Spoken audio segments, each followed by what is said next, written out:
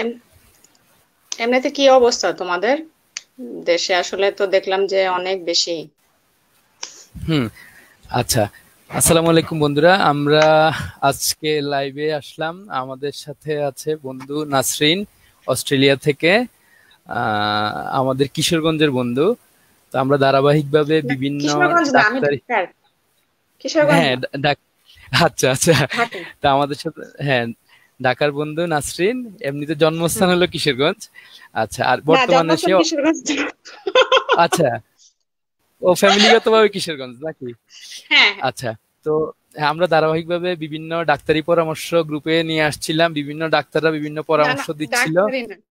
না না না, আমি বলেন। হুম, হুম। তো আজকে সেটার একটু ঠিক ভিন্নতা আছে। রেখে আমাদের যে এই বর্তমান ক্রাইসিস মুভমেন্টটা, ডাক্তারি তো বিষয়গুলো তো আছেই, তো সেটার ধারাবাহিকতা আমরা চিন্তা করলাম যে কিভাবে আমাদের যে মানসিক যে সমস্যাগুলো, যেমন বিভিন্ন জন বিভিন্ন ক্রাইসিস মুভমেন্ট চলে আসছে, টাকা পয়সা, অর্থনৈতিক, চাকরি বাকরি সবকিছুতে একটা বিপর্যয়ের সম্ভাবনা সামনে।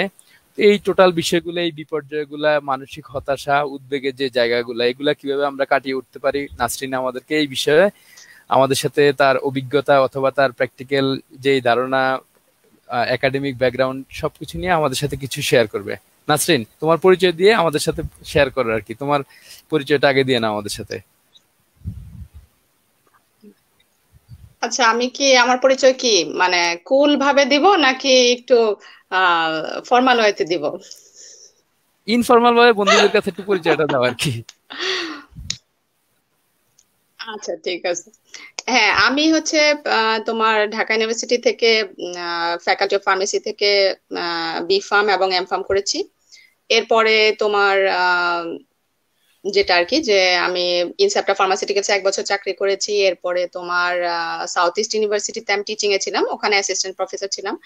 আর অস্ট্রেলিয়াতে আছে 1 বছরের কিছু পরে, এখানে আমি হচ্ছে নিউরো সায়েন্সে পিএইচডি করছি। তো উম, এই হচ্ছে আমার অবস্থা আর কি। আর আমার ক্যারিয়ার হচ্ছে, যেহেতু আমি একজন ফার্মাসিস্ট, আমি হচ্ছে প্রথম থেকেই রিসার্চে ছিলাম। মানে যেহেতু আমাদের ফার্মেসি বাংলাদেশে তোমরা জানো যে আমাদের, যদিও ফার্মাসিস্টদের আসলে প্রকৃত জায়গা হচ্ছে ক্লিনিক্যাল ফার্মাসিস্ট, কিন্তু আমাদের দেশে ওই প্র্যাকটিসটা নাই। এজন্য আমি শুরু থেকে রিসার্চে ছিলাম। আমার প্রথম রিসার্চ এরিয়া ছিল হচ্ছে অ্যানালজেসিক, অ্যান্টি ডিপ্রেসেন্ট, মানে ডিপ্রেশন, এগুলা নিয়ে আমি অনেক রিসার্চ করেছি। তা আমার 30টার উপরে পাবলিকেশন আছে। আর হচ্ছে আমি এখন যে গ্রুপটাতে আছি, সেই গ্রুপটাও হচ্ছে নিউরো সায়েন্সের। তো আমি এখানে এসে মানে কিছু বিষয় আছে যে ব্রেনের যে কিছু, যেটাকে আমরা আসলে সাইকোলজি বলে, কিন্তু আমি বলবো নিউরোবায়োলজি, মানে হচ্ছে এটা বায়োলজি আমি বলবো সেটাকে। তো আহ, এখানে এসে আমি নিজেই কতগুলো বিষয় জানতে পেরেছি যেগুলো সম্পর্কে আগে আমার ধারণা ছিল না। তো আমি ভাবলাম যে এই বিষয়গুলো আমরা কি করতে পারি, আরেকজনের সাথে শেয়ার করতে পারি। শেয়ার করলে কি হয় যে আরেকজনের জিনিসটা বুঝতে পারবে যে আমার সাথে আমরা কি হয়, মাঝে মাঝে ভাবি যে আমার সাথেই কেন এরকম হয়। হুম হুম তো হুম। এই ভাবনাটা যখন আসে তখন আসলে আমরা শুধু নিজের কথাই ভাবি, কিন্তু আসলে দেখা যায় কি যে শুধু আমার সাথে এরকম হয় না, আসলে সবার সাথেই এরকম হয়। তো সেই প্রেক্ষাপট থেকেই আমার মনে হলো যে যেহেতু করোনা করোনা সিচুয়েশন যাচ্ছে, এবং শুধু বাংলাদেশ না, পুরো বিশ্ব, ইভেন বাংলাদেশে আসলে জিনিসটা পরে গিয়েছে, এই দিকটাতে আরো আগে থেকে এই জিনিসটা ছিল। তো দেখলাম যে আসলে সাইকোলজিক্যাল একটা প্রেশার তো আসলে খুব বেশি সবার উপরেই, কারণ সবসময় আমরা বাইরে ঘুরে অভ্যস্ত, সেখানে আমাদেরকে সবসময় বাসায় থাকা লাগতেছে। যে ধরনের প্রিকশন আমরা কখনো নেই নাই, সেই প্রিকশন গুলো আমাদেরকে নেওয়া লাগতেছে। তো এটা মানে আমাদের রুটিন লাইফটা এখন আর রুটিনে নাই, আমরা ভাবতেছি যে আমাদের লাইফটা কিরকম জানি হয়ে গেছে, মানে সবসময় আমরা বাসায় বন্দি, সবসময় একটা নিয়মের মধ্যে যাচ্ছি। তো ওই জিনিসটা কি করতেছে আমাদের মধ্যে আতঙ্ক, দুশ্চিন্তা, হতাশা এগুলা তৈরি করছে। তো এখান থেকে যে বিষয়টা আর কি প্রথমে আসে যে আমাদের কি হয়, বাসায় থাকতে গিয়ে আমাদের সবারই কি হয়, মুড অফ, মানে আমরা সবাই বলি ভাল লাগে না, ভাল লাগে না, এগুলো সবসময় আমরা বলছি। তো এখন বিষয়টা হচ্ছে যে মুড কেন অফ থাকে আমাদের। তো মুড অফ থাকার একটা বড় কারণ হচ্ছে যে আমাদের যে রুটিনে আমরা অভ্যস্ত ছোটবেলা থেকে, যে আমরা কি করতাম, সকালবেলায় ঘুম থেকে উঠতাম, নাস্তা খেলে খেলাম, না খেলে নাই, আমরা হচ্ছে চলে যেতাম অফিসে, বা আমরা স্কুল কলেজ যেখানে ছিলাম সেখানে সারাদিন থাকতাম। থেকে হচ্ছে বাসায় বিকালবেলা আসতাম খুব টায়ার্ড হয়ে, তখন রাতের বেলা স্বাভাবিকভাবে আর তেমন কোনো কাজ টাজ আমরা করতাম না, বলতাম সময় পাই না, রাতের বেলা আমরা ঘুমিয়ে যেতাম। কিন্তু অথবা বাসায় যারা থাকে তাদের ক্ষেত্রেও জিনিসটা ছিল যে যারা বাইরে যেত ওরা তো চলে যেত, যে বাসায় থাকতো সে হচ্ছে বাসার কাজকর্ম নিজের মতো করতো, বা সারাদিন বিজি শিডিউল যেত, এই জন্য রাতের বেলা তার কাছে মনে হতো যে ঠিক আছে আমি খুব টায়ার্ড, আমি ঘুমাচ্ছি বা এ হচ্ছি। কিন্তু সেই রুটিনটা এখন আমাদের নাই, আমরা সবাই বাসায়। ইভেন অনেকের কাজের জন্য বের বের বের হওয়া লাগছে, বা অনেক ইচ্ছা করে বের হচ্ছে, কিন্তু যদিও মানে গভর্নমেন্ট থেকে যেহেতু বলা আছে যে কেউ যেন না বের হয়, সেহেতু এবং করোনা যেহেতু শুধুমাত্র এইভাবেই ছড়ায়, যেটাকে বলে যে হোস্ট, এটা হচ্ছে হোস্ট ওরিয়েন্টেড, মানে হোস্টের মাধ্যমে যাবে, এয়ারবর্ন না, বাতাসের মাধ্যমে ছড়ায় না। যার জন্য হচ্ছে বাসায় থাকাটা গভর্নমেন্ট থেকে যেহেতু রুলস, অবশ্যই আমাদেরকে বাসায় থাকতে হবে। কিন্তু এই যে আমরা বাসায় থাকছি এই জন্য আমাদের মুড সবসময় খারাপ থাকছে, সবসময় আমাদের খারাপ লাগে। তো মুড ভালো করার একটা বড় জিনিস হচ্ছে প্রথম কি, সেটা হচ্ছে যেটাকে বলে যে গ্র্যাটিটিউড, মানে কৃতজ্ঞতা স্বীকার করা। যেরকম করোনাতে আমরা, তুমি, আমি, আমরা সবাই বন্দি, কিন্তু কিছু মানুষ কিন্তু হাসপাতালে মৃত্যুর সাথে লড়ছে, কিছু মানুষের জীবন কিন্তু অনেক বেশি তছনছ হয়ে গেছে। যেরকম তুমি চিন্তা করো ইউরোপ, ইটালির মতো একটা দেশ, ওরা কিন্তু খুবই প্রাণবন্ত জাতি, খুবই সঙ্গীত প্রিয়, খুবই এন্টারটেনমেন্ট প্রিয়। তো ওরা কিভাবে থাকতেছে, যেরকম ধরো আমাদের বাংলা জীবনটা কিরকম থাকে, করি অফিস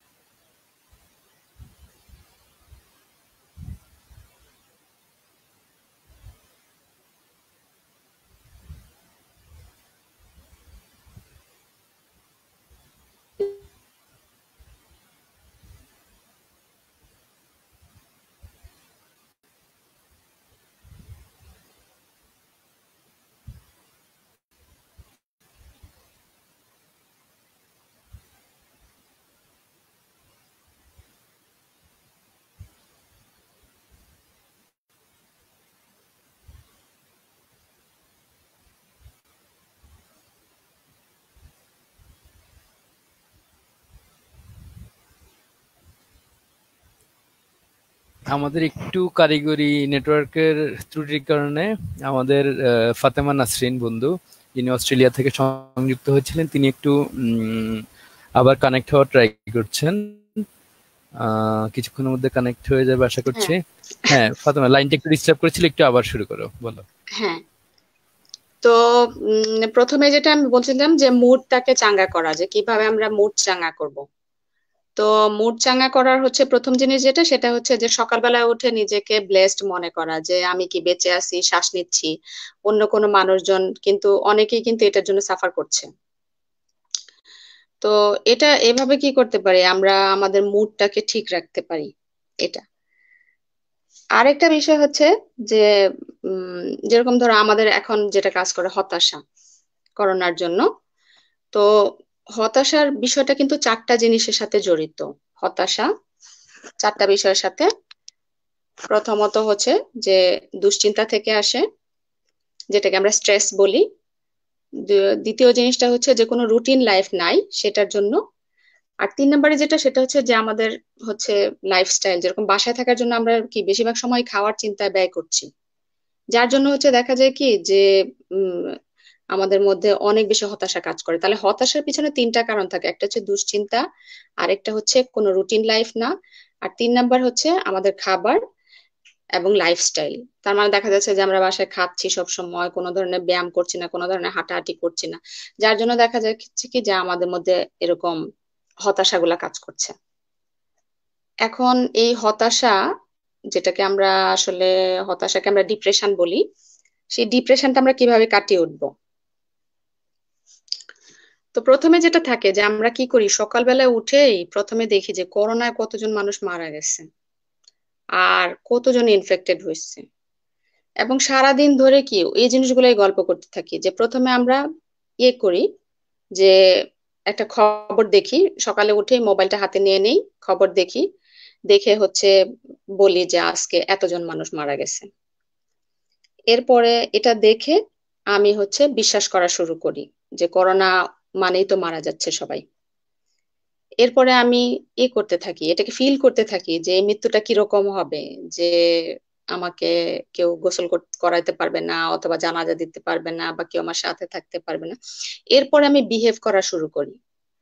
তো দেখা যায় কি যে আমি প্রথমে খবর দেখলাম যে করোনাতে এতজন মানুষ অসুস্থ বা মারা যাচ্ছে। 2 নম্বরে দেখা যাচ্ছে যে আমি এটাকে উম, আহ, চিন্তা করা শুরু করছি যে এই রোগটা হলে কিরকম হয়। এরপরে হচ্ছে আমি এটাকে ফিল করা শুরু করছি যে এই রোগটা আসলে খুব খারাপ। আর 4 নম্বরে দেখা যায় যে আমি বিহেভ করি। বিহেভটা হচ্ছে আমি এরকম করি যে আহ বিহেভটা হচ্ছে আমার এরকম যে আমার একটা অভ্যাস হয়ে যায়, প্রতিদিন প্রতিদিন সকালে উঠেই এরকম নিউজ গুলা দেখা, বা একটু পরে পরে আমি কি একটু পরে পরে নিউজ গুলা দেখছি আর একই জিনিস সারাদিন করছি, ভয় পাচ্ছি সারাদিনই। তো এটা কিভাবে আমরা করতে পারবো? এটা করতে পারবো হচ্ছে এভাবে যে আমরা কি দেখি যে আমরা জানি যে বিশ্বে প্রতিদিন অনেক মানুষ যুদ্ধে মারা যায়। ইভেন হচ্ছে শুধু 8,000 মানুষ বছরে না খেয়ে মারা যায়। তো এখন এই জিনিসগুলো কি সবসময় আমরা আমাদের মাথায় রাখি? রাখি না, তো আমরা তো ভুলে যাই যে, কারণ যদি আমি সবসময় মাথায় রাখি যে 8,000 মানুষ না খায় মারা যায়, তাহলে কি আমি খায় শান্তি পাবো? পাবো না তো। তো এই জন্য আমি কি করি, এই জিনিসগুলাকে ভুলে যাই। কিন্তু করোনার যে বিষয়টা, যেহেতু এটাতে আমরা শুধু মৃত্যুটাকে হাইলাইট করতেছি, কিন্তু আমরা জানি যে মানুষ কি 1% 2% মারা যাচ্ছে, ইভেন আমাদের দেশে কিছু বেশি মারা যাচ্ছে। কিন্তু তারপরেও হচ্ছে যদি তুমি দেখো যে নর্মাল ডেথ রেট থেকে এই ডেথ রেটটা খুব বেশি চেঞ্জ না। তো এখন আমরা এই যে সার্কেলের মধ্যে আটকে গেছি, যাদেরই এই হতাশা জিনিসটা আসতেছে, তাদেরই কি এই যে একটা কাজ, প্রথমে সকালে উঠে মোবাইল দেখা, এই জিনিসটা বাদ দিতে হবে। এই জিনিসটা যদি তুমি সকালে না দেখো, সকালে ঘুম থেকে উঠে তুমি নিজের কাজ করলা, তুমি খাবার দাবার খেলা, খাওয়ার পরে যদি তুমি এই নিউজটা দেখো, তাহলে দেখবে যে তোমার সারাদিনটা কম খারাপ ভাবে কাটবে। তো আমাদের জীবনে প্রতিটা ঘটনাই এইভাবে ঘটে, প্রতিটা ঘটনা এইভাবে ঘটে যে আমরা যে একটা জিনিসকে ভয় পাই, এই যে করোনাকে আমরা এত বেশি ভয় পাচ্ছি, কারণ প্রতিদিন এই ভয়টা পাইতে পাইতে আমার ব্রেন হচ্ছে এই জিনিসটাকে মজা ভাবে নিয়ে নিচ্ছে। যে আমার ব্রেন ভাবতেছে এই ভয় পাওয়াটাই তার কাজ, কারণ ব্রেন ভয় পায় হচ্ছে তোমাকে খারাপ জিনিস থেকে বাঁচানোর জন্য। সো ওই করোনার নিউজটা প্রতিদিনই আমরা দেখতেছি, দেখে হচ্ছে দিনকে দিন আমরা ডিপ্রেসড হয়ে যাচ্ছি। তো এটা থেকে আমরা কি করতে পারি? করতে পারি হচ্ছে যে সকালবেলায় উঠে মোবাইলটা না দেখি, কতজন মারা গেল এটা চিন্তা না করি। যেহেতু গভর্নমেন্ট আমাকে বলছে যে আপনি বাসায় থাকেন, বাসায় থাকলে আপনি সুস্থ থাকবেন, অথবা মাস্ক পরেন, গ্লাভস পরেন, যে নিয়মগুলো বলছে সেগুলো আমি মানি, তাহলে দেখা যাবে কি যে আমি সুরক্ষিত থাকবো। আর মৃত্যু তো অবধারিত, মৃত্যু তো যে কোনো মুহূর্তে আসবে, ওটা চিন্তা করে তো আর সারা জীবন নষ্ট করা যাবে না, তাই না? তো এই জিনিসটার মাধ্যমে হচ্ছে কি করতে পারি আমরা, হতাশা, এই যে করোনার জন্য যে হতাশাটা, সেটা থেকে আমরা বের হয়ে আসতে পারি। এটা হচ্ছে প্রতিদিনকার হতাশা, যেটা হচ্ছে একদিন একদিন করে বাড়ছে। আর আরেকটা বিষয় যেটা, সেটা হচ্ছে যে যেরকম এটা ছিল শুধু মানুষ মারা যাচ্ছে, কিন্তু আমাদের মাথায় কাজ করে, যেহেতু আমাদের সবার বয়স 35-এর কাছাকাছি, আমরা সবাই কি ক্যারিয়ার এবং সংসার, ফ্যামিলি, এইসব কিছু নিয়ে আমাদের চিন্তা করতে হয়, আমাদের রেসপন্সিবিলিটিস আছে, আম্মা আব্বা ভাই বোন আছে, এইসব জিনিস আমরা চিন্তা করি, যেগুলো আমরা কি করব। চাকরি চলে যাবে, তো আমরা এগুলাকে কি করব? তো এখন বিষয়টা হচ্ছে যে চাকরি চলে যাবে, সবারই যাবে, কিন্তু শুধু কিন্তু তোমার যাবে আমার যাবে এরকম না, অনেকেরই চাকরি চলে যাবে।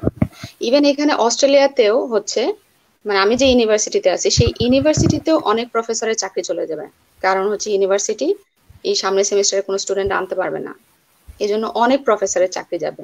এবং অনেক প্রফেসর হচ্ছে কোনো ফান্ড আনতে পারবে না, এই জন্য অনেক প্রফেসরের চাকরি যাবে।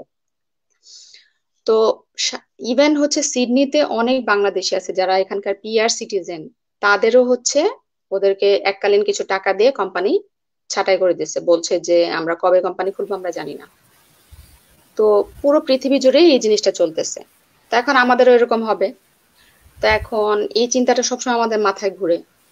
কিন্তু আমরা কিন্তু একটা জিনিস চিন্তা করতে পারি যে করোনার যখন সিচুয়েশনটা, এই যে ধরো এখন সারা বছর ধরে আমাদের মাস্ক লাগবে, সারা বছর ধরে পিপিই লাগবে, অথবা সারা বছর ধরে অনলাইনে, অনেকেই অনলাইনে বাজার করবে, কাঁচা বাজারে এখন আর যাবে না, এই সার্ভিস গুলা কিন্তু এখন খুলে যাবে।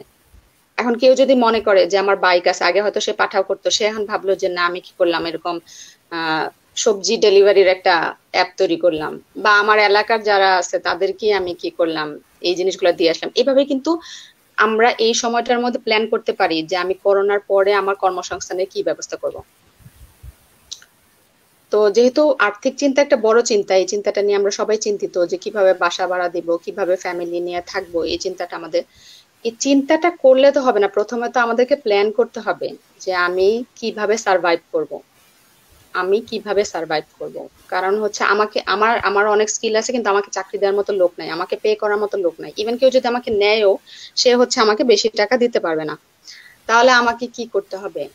এরকম কিছু একটা করতে হবে, নতুন কোনো বিজনেস, যেরকম গার্মেন্টস, এটা মোটামুটি 1-1.5 বছরের জন্য আর আর মানে দাঁড়াইতে পারবে না, এটা মোটামুটি হয়ে যাবে।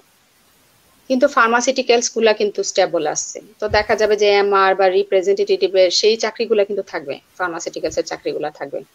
কিন্তু গার্মেন্টস এর বা বাইং হাউসের অনেক চাকরি হয়তো হ্যাম্পার্ড হবে, আবার অনেক থাকবে।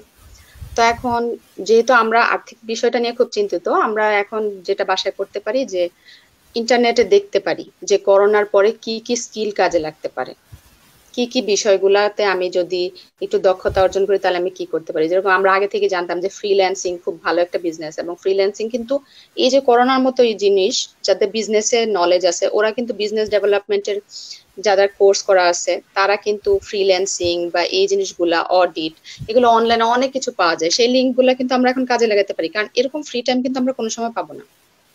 তো ফ্রি টাইমটা যেহেতু পাচ্ছি, ওই সময়টার মধ্যে আমি কি করতে পারি, এই জিনিসটাকে লাগাইতে পারি, কাজে লাগাইতে পারি, যে আমি আমার ক্যারিয়ার প্ল্যানটা এখন করতে পারি, সময় নষ্ট না করে আমি আমার ক্যারিয়ার প্ল্যানটা এখন করতে পারি। আর হচ্ছে আমাদের জীবনে হচ্ছে দুই ধরনের মানুষ থাকে, মানে আমাদের প্রত্যেকটা মানুষের, যে আমাদের জীবনে দুই ধরনের মানুষ থাকে। একটা হচ্ছে সার্কেল অফ ইনফ্লুয়েন্স, মানে যারা আমাদেরকে প্রভাবিত করে। আরেকটা হচ্ছে সার্কেল অফ কনসার্ন, যাদেরকে নিয়ে আমরা চিন্তায় থাকি। যেরকম আমি চিন্তা করি আমার প্রতিবেশী কি বলবে, আমার মামা কি ভাববে, আমার শ্বশুর বাড়িতে আমার মান সম্মান থাকবে কিনা। এটা হচ্ছে সার্কেল অফ কনসার্ন, যেগুলো নিয়ে আমি কনসার্ন, যে আমার প্রেস্টিজ, আমার মানে মানে ওরা কি বলবে কি বলবে, এটা হচ্ছে সার্কেল অফ কনসার্ন। আর আরেকটা জিনিস হচ্ছে সার্কেল অফ ইনফ্লুয়েন্স, মানে যারা আমাকে ইনফ্লুয়েন্স করে।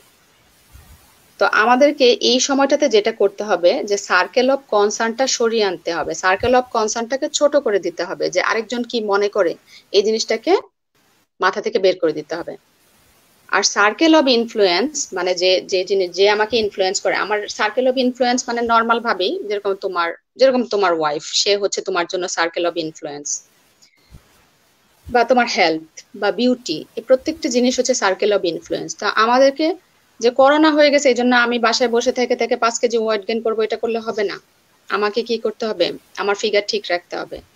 বা করোনা হয়ে গেছে এই জন্য আমি কি করব, বাসায় বাইরে যেতে পারছি না, সারাদিন খালি খিদা লাগে এই জন্য আমি খালি খাবো, না, এটা করা যাবে না। তুমি যত বেশি খাবা তোমার কি হবে, দুশ্চিন্তা তত বাড়বে। তো যার জন্য এই যে দুইটা সার্কেল, একটা হচ্ছে সার্কেল অফ ইনফ্লুয়েন্স আর একটা হচ্ছে সার্কেল অফ কনসার্ন, আমরা কি করব, আমাদের সার্কেল অফ ইনফ্লুয়েন্সটার দিকে খেয়াল দিব সবাই, যে আমার সার্কেল অফ ইনফ্লুয়েন্স কি। আমার সার্কেল অফ ইনফ্লুয়েন্স হচ্ছে আমার বাচ্চা, আমার হাজবেন্ড এবং হচ্ছে আমার ফ্যামিলি, এই দিকে আমি নজর দিব। আর সার্কেল অফ কনসার্ন মানে আমার প্রতিবেশী, আমার পাড়া প্রতিবেশী, আমার দূরের জোড়া, যাদের কাছে আমি ফুটানি মারি আর কি, যে আমি সকালবেলা বার্গার খাইছি, দুপুরবেলায় এ খাইছি, যেসব আলাপ করি যাদের সাথে, তাদের থেকে তাদের সার্কেলটাকে আমি ছোট করে ফেলবো। আর হচ্ছে সার্কেল অফ ইনফ্লুয়েন্স, যারা আমাকে প্রভাবিত করে, যাদের জন্য আমি বেঁচে আছি, যাদের জন্য করোনার মতো এত সিচুয়েশনের পরে যাদের জন্য আমি চিন্তা করি, তাদের সার্কেলটা, তাদের জিনিসটা হচ্ছে আমি চিন্তা করবো। তো এইভাবে কি করতে পারি, এই জিনিসগুলো যদি আমরা করি তাহলে কি করে আমরা হতাশা এবং দুশ্চিন্তা থেকে বের হয়ে আসতে পারবো। এখন আমি আরেকটা জিনিস বলবো, যেটা হচ্ছে কিভাবে আমি আমার মানে মনোযোগ, যেটা যে আমাদের কি হয়, তুমি বলবা যে না অনেক অনেক চেষ্টা করি কিন্তু হয় না, আমি হতাশা থেকে বের হতে পারতেছি না, অনেক চেষ্টা করি কিন্তু আমি দুশ্চিন্তা থেকে বের হতে পারতেছি না। তো এটা হচ্ছে এরকম যে আমরা কি করি, দেখবা যে প্রথম যদি তোমাকে কেউ কিছু একটা যেরকম সিক্স প্যাক বডির কথাই যদি বলি, যে কারো বডি কিন্তু সিক্স প্যাক থাকে না, সেটা কিন্তু বিল্ড আপ করতে হয়, ঠিক আছে। তো আমাদের ব্রেইন, যে এই ব্রেইনটাকে হচ্ছে বিল্ড আপ করতে হয়, ঠিক আছে। তুমি দেখো যে আমাদের কি করছে, আমাদের টিচার, আমাদের ছোটবেলায় আমাদের মা বাবা আমাদের পিছনে কতগুলা টিচার লাগাইছে আমাদের এই পর্যন্ত আসার পিছনে। আর অনেকে দেখবা যে অনেক মা বাবা পারে নাই, এই জন্য তারা আগাইতে পারে নাই। তার মানে কি আমাদের পিছনে অনেক বেশি এফোর্ট ছিল। ঠিক একই রকম আমাদের ব্রেনের পিছনে এফোর্ট, মানে ব্রেনের হচ্ছে দুশ্চিন্তা করা, হতাশা করা, এটা হচ্ছে ব্রেনের একটা ফিজিওলজিক্যাল ফাংশন, মানে সে ইচ্ছা করে করে যাতে তুমি কনসার্ন থাকো, তুমি যেন যেন বেঁচে থাকো জিনিসটা থেকে। তো এখন আমি যদি আমার ব্রেনটাকে ট্রেন আপ করি যে না, এত দুশ্চিন্তা করা যাবে না, এত দুশ্চিন্তা করলে আমার হেলথের ক্ষতি হবে, আমি তাড়াতাড়ি বুড়া হয়ে যাব, হ্যাঁ, তো এরকম যদি আমি করি, আমার ব্রেনকে ট্রেন আপ করি, তাহলে কিন্তু আমার ব্রেন কি করবে, এই জিনিসগুলো বাদ দিবে। কিভাবে করবো এটা আমি, যেরকম ধরো যখন তোমার খুব দুশ্চিন্তা লাগতেছে, খুব খারাপ লাগতেছে, এখন আমি কি করব, আমি যদি তোমাকে বলি যে তুমি কি করছে, এ থেকে জেড পর্যন্ত সংখ্যাগুলো র্যান্ডমলি বলো, তাহলে দেখো আমার এক্সপ্রেশন কিভাবে চেঞ্জ হয়। আমি খুব মন খারাপ, আমি বলতেছি A B C D E F G H I J K L M N O P, আমার মন কিন্তু ভালো হয় নাই, ঠিক আছে। এখন দেখো আমি বলি, র্যান্ডমলি বলবো এ জেড ই পি, ঠিক আছে। এই যে দেখো আমি যখন র্যান্ডম চিন্তা করতেছি, তখন কিন্তু আমি খুশি হয়ে যাচ্ছি। যে আমরা কি করি, আমাদের বাচ্চা, প্রত্যেকের বাচ্চা আছে, আমরা বাচ্চাদের কিভাবে ডিস্ট্রাক্ট করি, যখন বাচ্চা কি করে তোমার পাশে বসে খুব বিরক্ত করতে থাকে, তখন তুমি বলতে থাকো যাও মা ওইটা নিয়ে আসো, যাও বাবা তুমি ওই কাজটা করো, এভাবে কি করি, তাকে ডিস্ট্রাক্ট করি। ঠিক একই ভাবে আমার মন যখন খুব চিন্তিত, খুব হতাশায় হয়ে আছে যে আমার কি হবে, মরে যাব, বা আমার চাকরি চলে যাবে, বা আমার আর্থিক খুব সমস্যা, আমি কি করব, তখন কি করতে হবে, এভাবে নিজের মনকে ডিস্ট্রাক্ট করবো। ডিস্ট্রাক্ট করার এই একটা জিনিস আছে যে অন্য চিন্তা করা, কিন্তু অন্য চিন্তাটা সোজা ভাবে না, বাঁকা ভাবে চিন্তা করব। এই চিন্তাতে একটা লাভ আছে, লাভ কি জানো, যখন তুমি হচ্ছে এরকম চিন্তা করবে বাঁকা ভাবে, যে বললাম যে মন খারাপ, এখন হচ্ছে আমি ক থেকে বাংলা বর্ণমালা যেগুলো আছে সেগুলা, ক থেকে উম চন্দ্রবিন্দু মনে হয়, আচ্ছা যাই হোক, তো চন্দ্রবিন্দুর পুরোটা সিরিয়ালি বলবো না, হঠাৎ হঠাৎ হঠাৎ বলবো, যেরকম হ, ল, বর্গীয় জ, এই যে প্রত্যেকটা ওয়ার্ড আমি যখন র্যান্ডমলি বলবো, দেখবা যে আমাদের একটা একটা স্মৃতি আসবে। যে বর্গীয় জ আমি আমার বন্ধুর সাথে বলছিলাম, বা আহ নিয়, যেরকম নিয় শব্দটা এটা আমি উচ্চারণ করতে পারতাম না, তখন কি হবে, একটা একটা স্মৃতি আমাদের মাথায় আসবে। এভাবে কি হবে, তুমি তোমার দুশ্চিন্তাটাকে ডিস্ট্রাক্ট করতে পারবে। যেরকম তুমি চিন্তা করো যে দিনের পর দিন আমরা বাসায় বন্দি হয়ে আছি, কিন্তু কি করছে, ইটালির মানুষরা বাসায় বন্দি থেকেও কিন্তু নিজেদের বাঁচাতে পারে নাই, ঠিক আছে, ওরা কিন্তু পারে নাই, কারণ ওটা এতটাই স্প্রেড করছিল। তো আমাদের দেশে আল্লাহর রহমতে এখনো তো এত বেশি দূর হয় নাই, সামনে হয়তো খুব বেশি দূর হবে না, কিন্তু নর্মাল যেটা সেরকম থাকবে। কিন্তু আমরা যদি নিয়ম কানুন মানি, অ্যাটলিস্ট যেটা বলছে যে সরকারি, এবং যত কম বাইরে যাওয়া যায় সেটা যদি করি, তাহলে কিন্তু করোনা আমাদের কিছু করতে পারবে না। আর আর্থিক ক্ষতি যেটা, সেটা হচ্ছে পুরো পৃথিবীতে সবার হবে, শুধু তোমার আমার না, সবার হবে। যেরকম আমাদের কি হয়, আমি যদি ফেল করতাম মন খারাপ হতো, কিন্তু আমার বন্ধু যদি ফেল করতো তাহলে কি মন খারাপ হতো, বলতাম আয় আমরা দুজন ভাই ভাই, দুজন ফেল করছি। তো এখন আমাদের অনেক রেসপন্সিবিলিটিস, কিন্তু আমাদের কি ওই পটেনশিয়ালিটি আছে, ঘুরে দাঁড়ানোর পটেনশিয়ালিটি আছে, একটু কষ্ট করতে হবে। কষ্টতে কিন্তু অলরেডি আমরা ট্রেন আপ হয়ে গেছি, যে কি বাসার বুয়া বাদ দিয়ে দিছি, ড্রাইভার বাদ দিয়ে দিছি, পরে বাসার নিজের কাজ নিজে করতেছি। ইভেন কি দেখো, এক এক এক এক মাস ধরে কেউ কিন্তু কোনো নতুন কাপড় চোপড়ও কিনে নাই, তার মানে কি অলরেডি কিন্তু আমরা কম খরচে অভ্যস্ত হয়ে গেছি। ইভেন ছেলেরা যারা বাইরে যেতাম, মেয়েরা ধরলাম, আচ্ছা ঠিক আছে মেয়েরা তো শপিং করে, আচ্ছা ছেলেরা কি করতো, বাইরে গেলে একটা সিগারেট, একটা, এটা তো থাকেই, বন্ধুদের সাথে চা খাওয়া, এটা তো থাকে, এটা তো যাইতে পারতেছে না বাইরে, খাইতে পারতেছে না, তো ওই টাকাটা কিন্তু বেঁচে যাচ্ছে। অলরেডি কিন্তু তুমি কম খরচে অভ্যস্ত হয়ে যাচ্ছ। তো এইভাবে অনেক কিছু কিন্তু মানে অলরেডি আমাদের ট্রেন আপ হয়ে গেছে, আমরা করোনার পরে আমাদের জীবনযাপন কিভাবে করব অলরেডি আমাদের ব্রেন ট্রেন আপ হয়ে গেছে। কিন্তু যেটা সমস্যা সেটা হচ্ছে দুশ্চিন্তা এবং হতাশা। তো দুশ্চিন্তা এবং হতাশা কাটানোর জন্য আমাদের কি করতে হবে, যখনই হতাশা আমার মধ্যে কাজ করবে, তখনই কি করতে হবে, আমাকে ডিস্ট্রাক্ট করতে হবে। যে খুব নর্মাল একটা মাইন্ড গেম হচ্ছে এটা, যেটা আমি বললাম, যে হঠাৎ করে মনে করা যে আমি কি করি, যেরকম ধরো আমরা আবার বাসায় কি করি, বাসায় যখন জামাই বউ দুজনে মিলে গল্প করতে থাকি, তখনও বারবার করোনার গল্প করতে থাকি। কেন, আমাদের তো অনেক ভালো ভালো স্মৃতি আছে, ওগুলো তো আমরা গল্প করতে পারি, তাই না? তো ওরকম বললে কি হবে, এই দুশ্চিন্তাগুলা এবং হতাশাগুলা দূর হবে। আর যেটা বললাম যে এই সময়টা খুব গুরুত্বপূর্ণ, এই সময়টার মধ্যে কি করতে হবে, আমার সামনের কাজ কি হবে সেটা আমাকে ঠিক করতে হবে। এবং হচ্ছে তুমি দেখবা যে একদম ইউটিউবে যদি তুমি সার্চ দাও যে করোনার পরে কোন ধরনের বিজনেস কি হবে, আগাবে, তাহলে দেখবা যে একদম অলরেডি মার্কেট ফোরকাস্টিং হয়ে গেছে। কারণ চায়নাতে সেই ডিসেম্বরে শুরু হয়েছে, এখনো কি মার্কেট ফোরকাস্টিং হয় নাই? ইতালির লোকজন 2 মাস ধরে লকডাউন, ওরা তাহলে সার্ভাইভ করতেছে কিভাবে?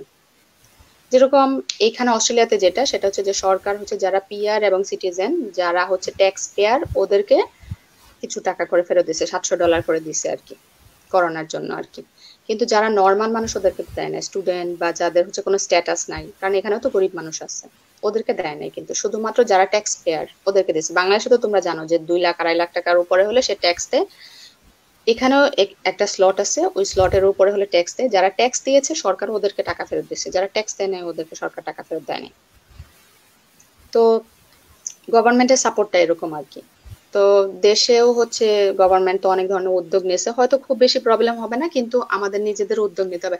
কিন্তু যেটা সমস্যা, যে দুশ্চিন্তা এবং হতাশা, এই দুটাকে কোনো সময়, যে আমি আগে কত নবাবে হালে থাকতাম, কত খরচ করতাম, এটা চিন্তা করে মাথা খারাপ করলে হবে না। খরচ খরচ কম করা ভালো।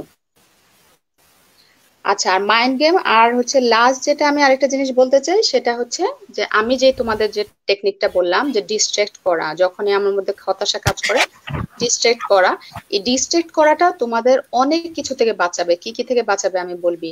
অকালে বুড়ো হয়ে যাওয়া, শোনো, বুড়ো হয়ে যাওয়া মানে কিন্তু খালি চুল পেকে যাওয়া, মাথার তালু খালি খালি হয়ে যাওয়া, এটা কিন্তু না। বুড়ো হয়ে যাওয়া মানে হচ্ছে তুমি কিছু মনে রাখতে পারো না।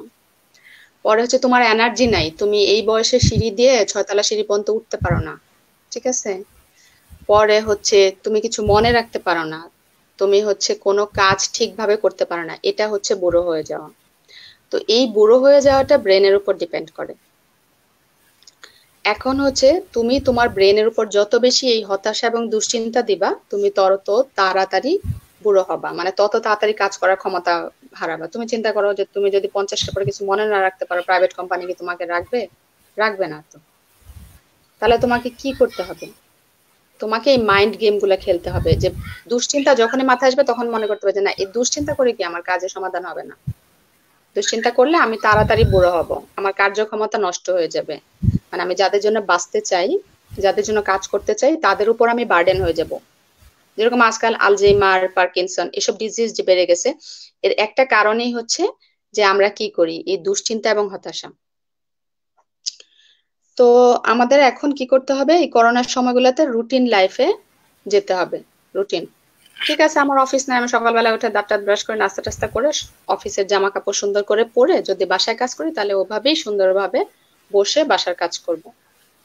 আর যদি হয় যে ঠিক আছে আমার অফিসে যেতে হয় না, কিছু করতে হয় না, তারপরে আমার যে রুটিন, যে 12টার খাবার, যে না আমরা কি করি, সারা বছর হলিডে পালন করি শুধু শুক্র আর শনি, আর এখন 1 মাস ধরে আমি হলিডে পালন করতেছি, 1 মাস ধরে প্রতিদিন নতুন নতুন খাবার খাচ্ছি। না না, এটা করলে তো আমাদের মধ্যে হতাশা দুশ্চিন্তা আসবেই।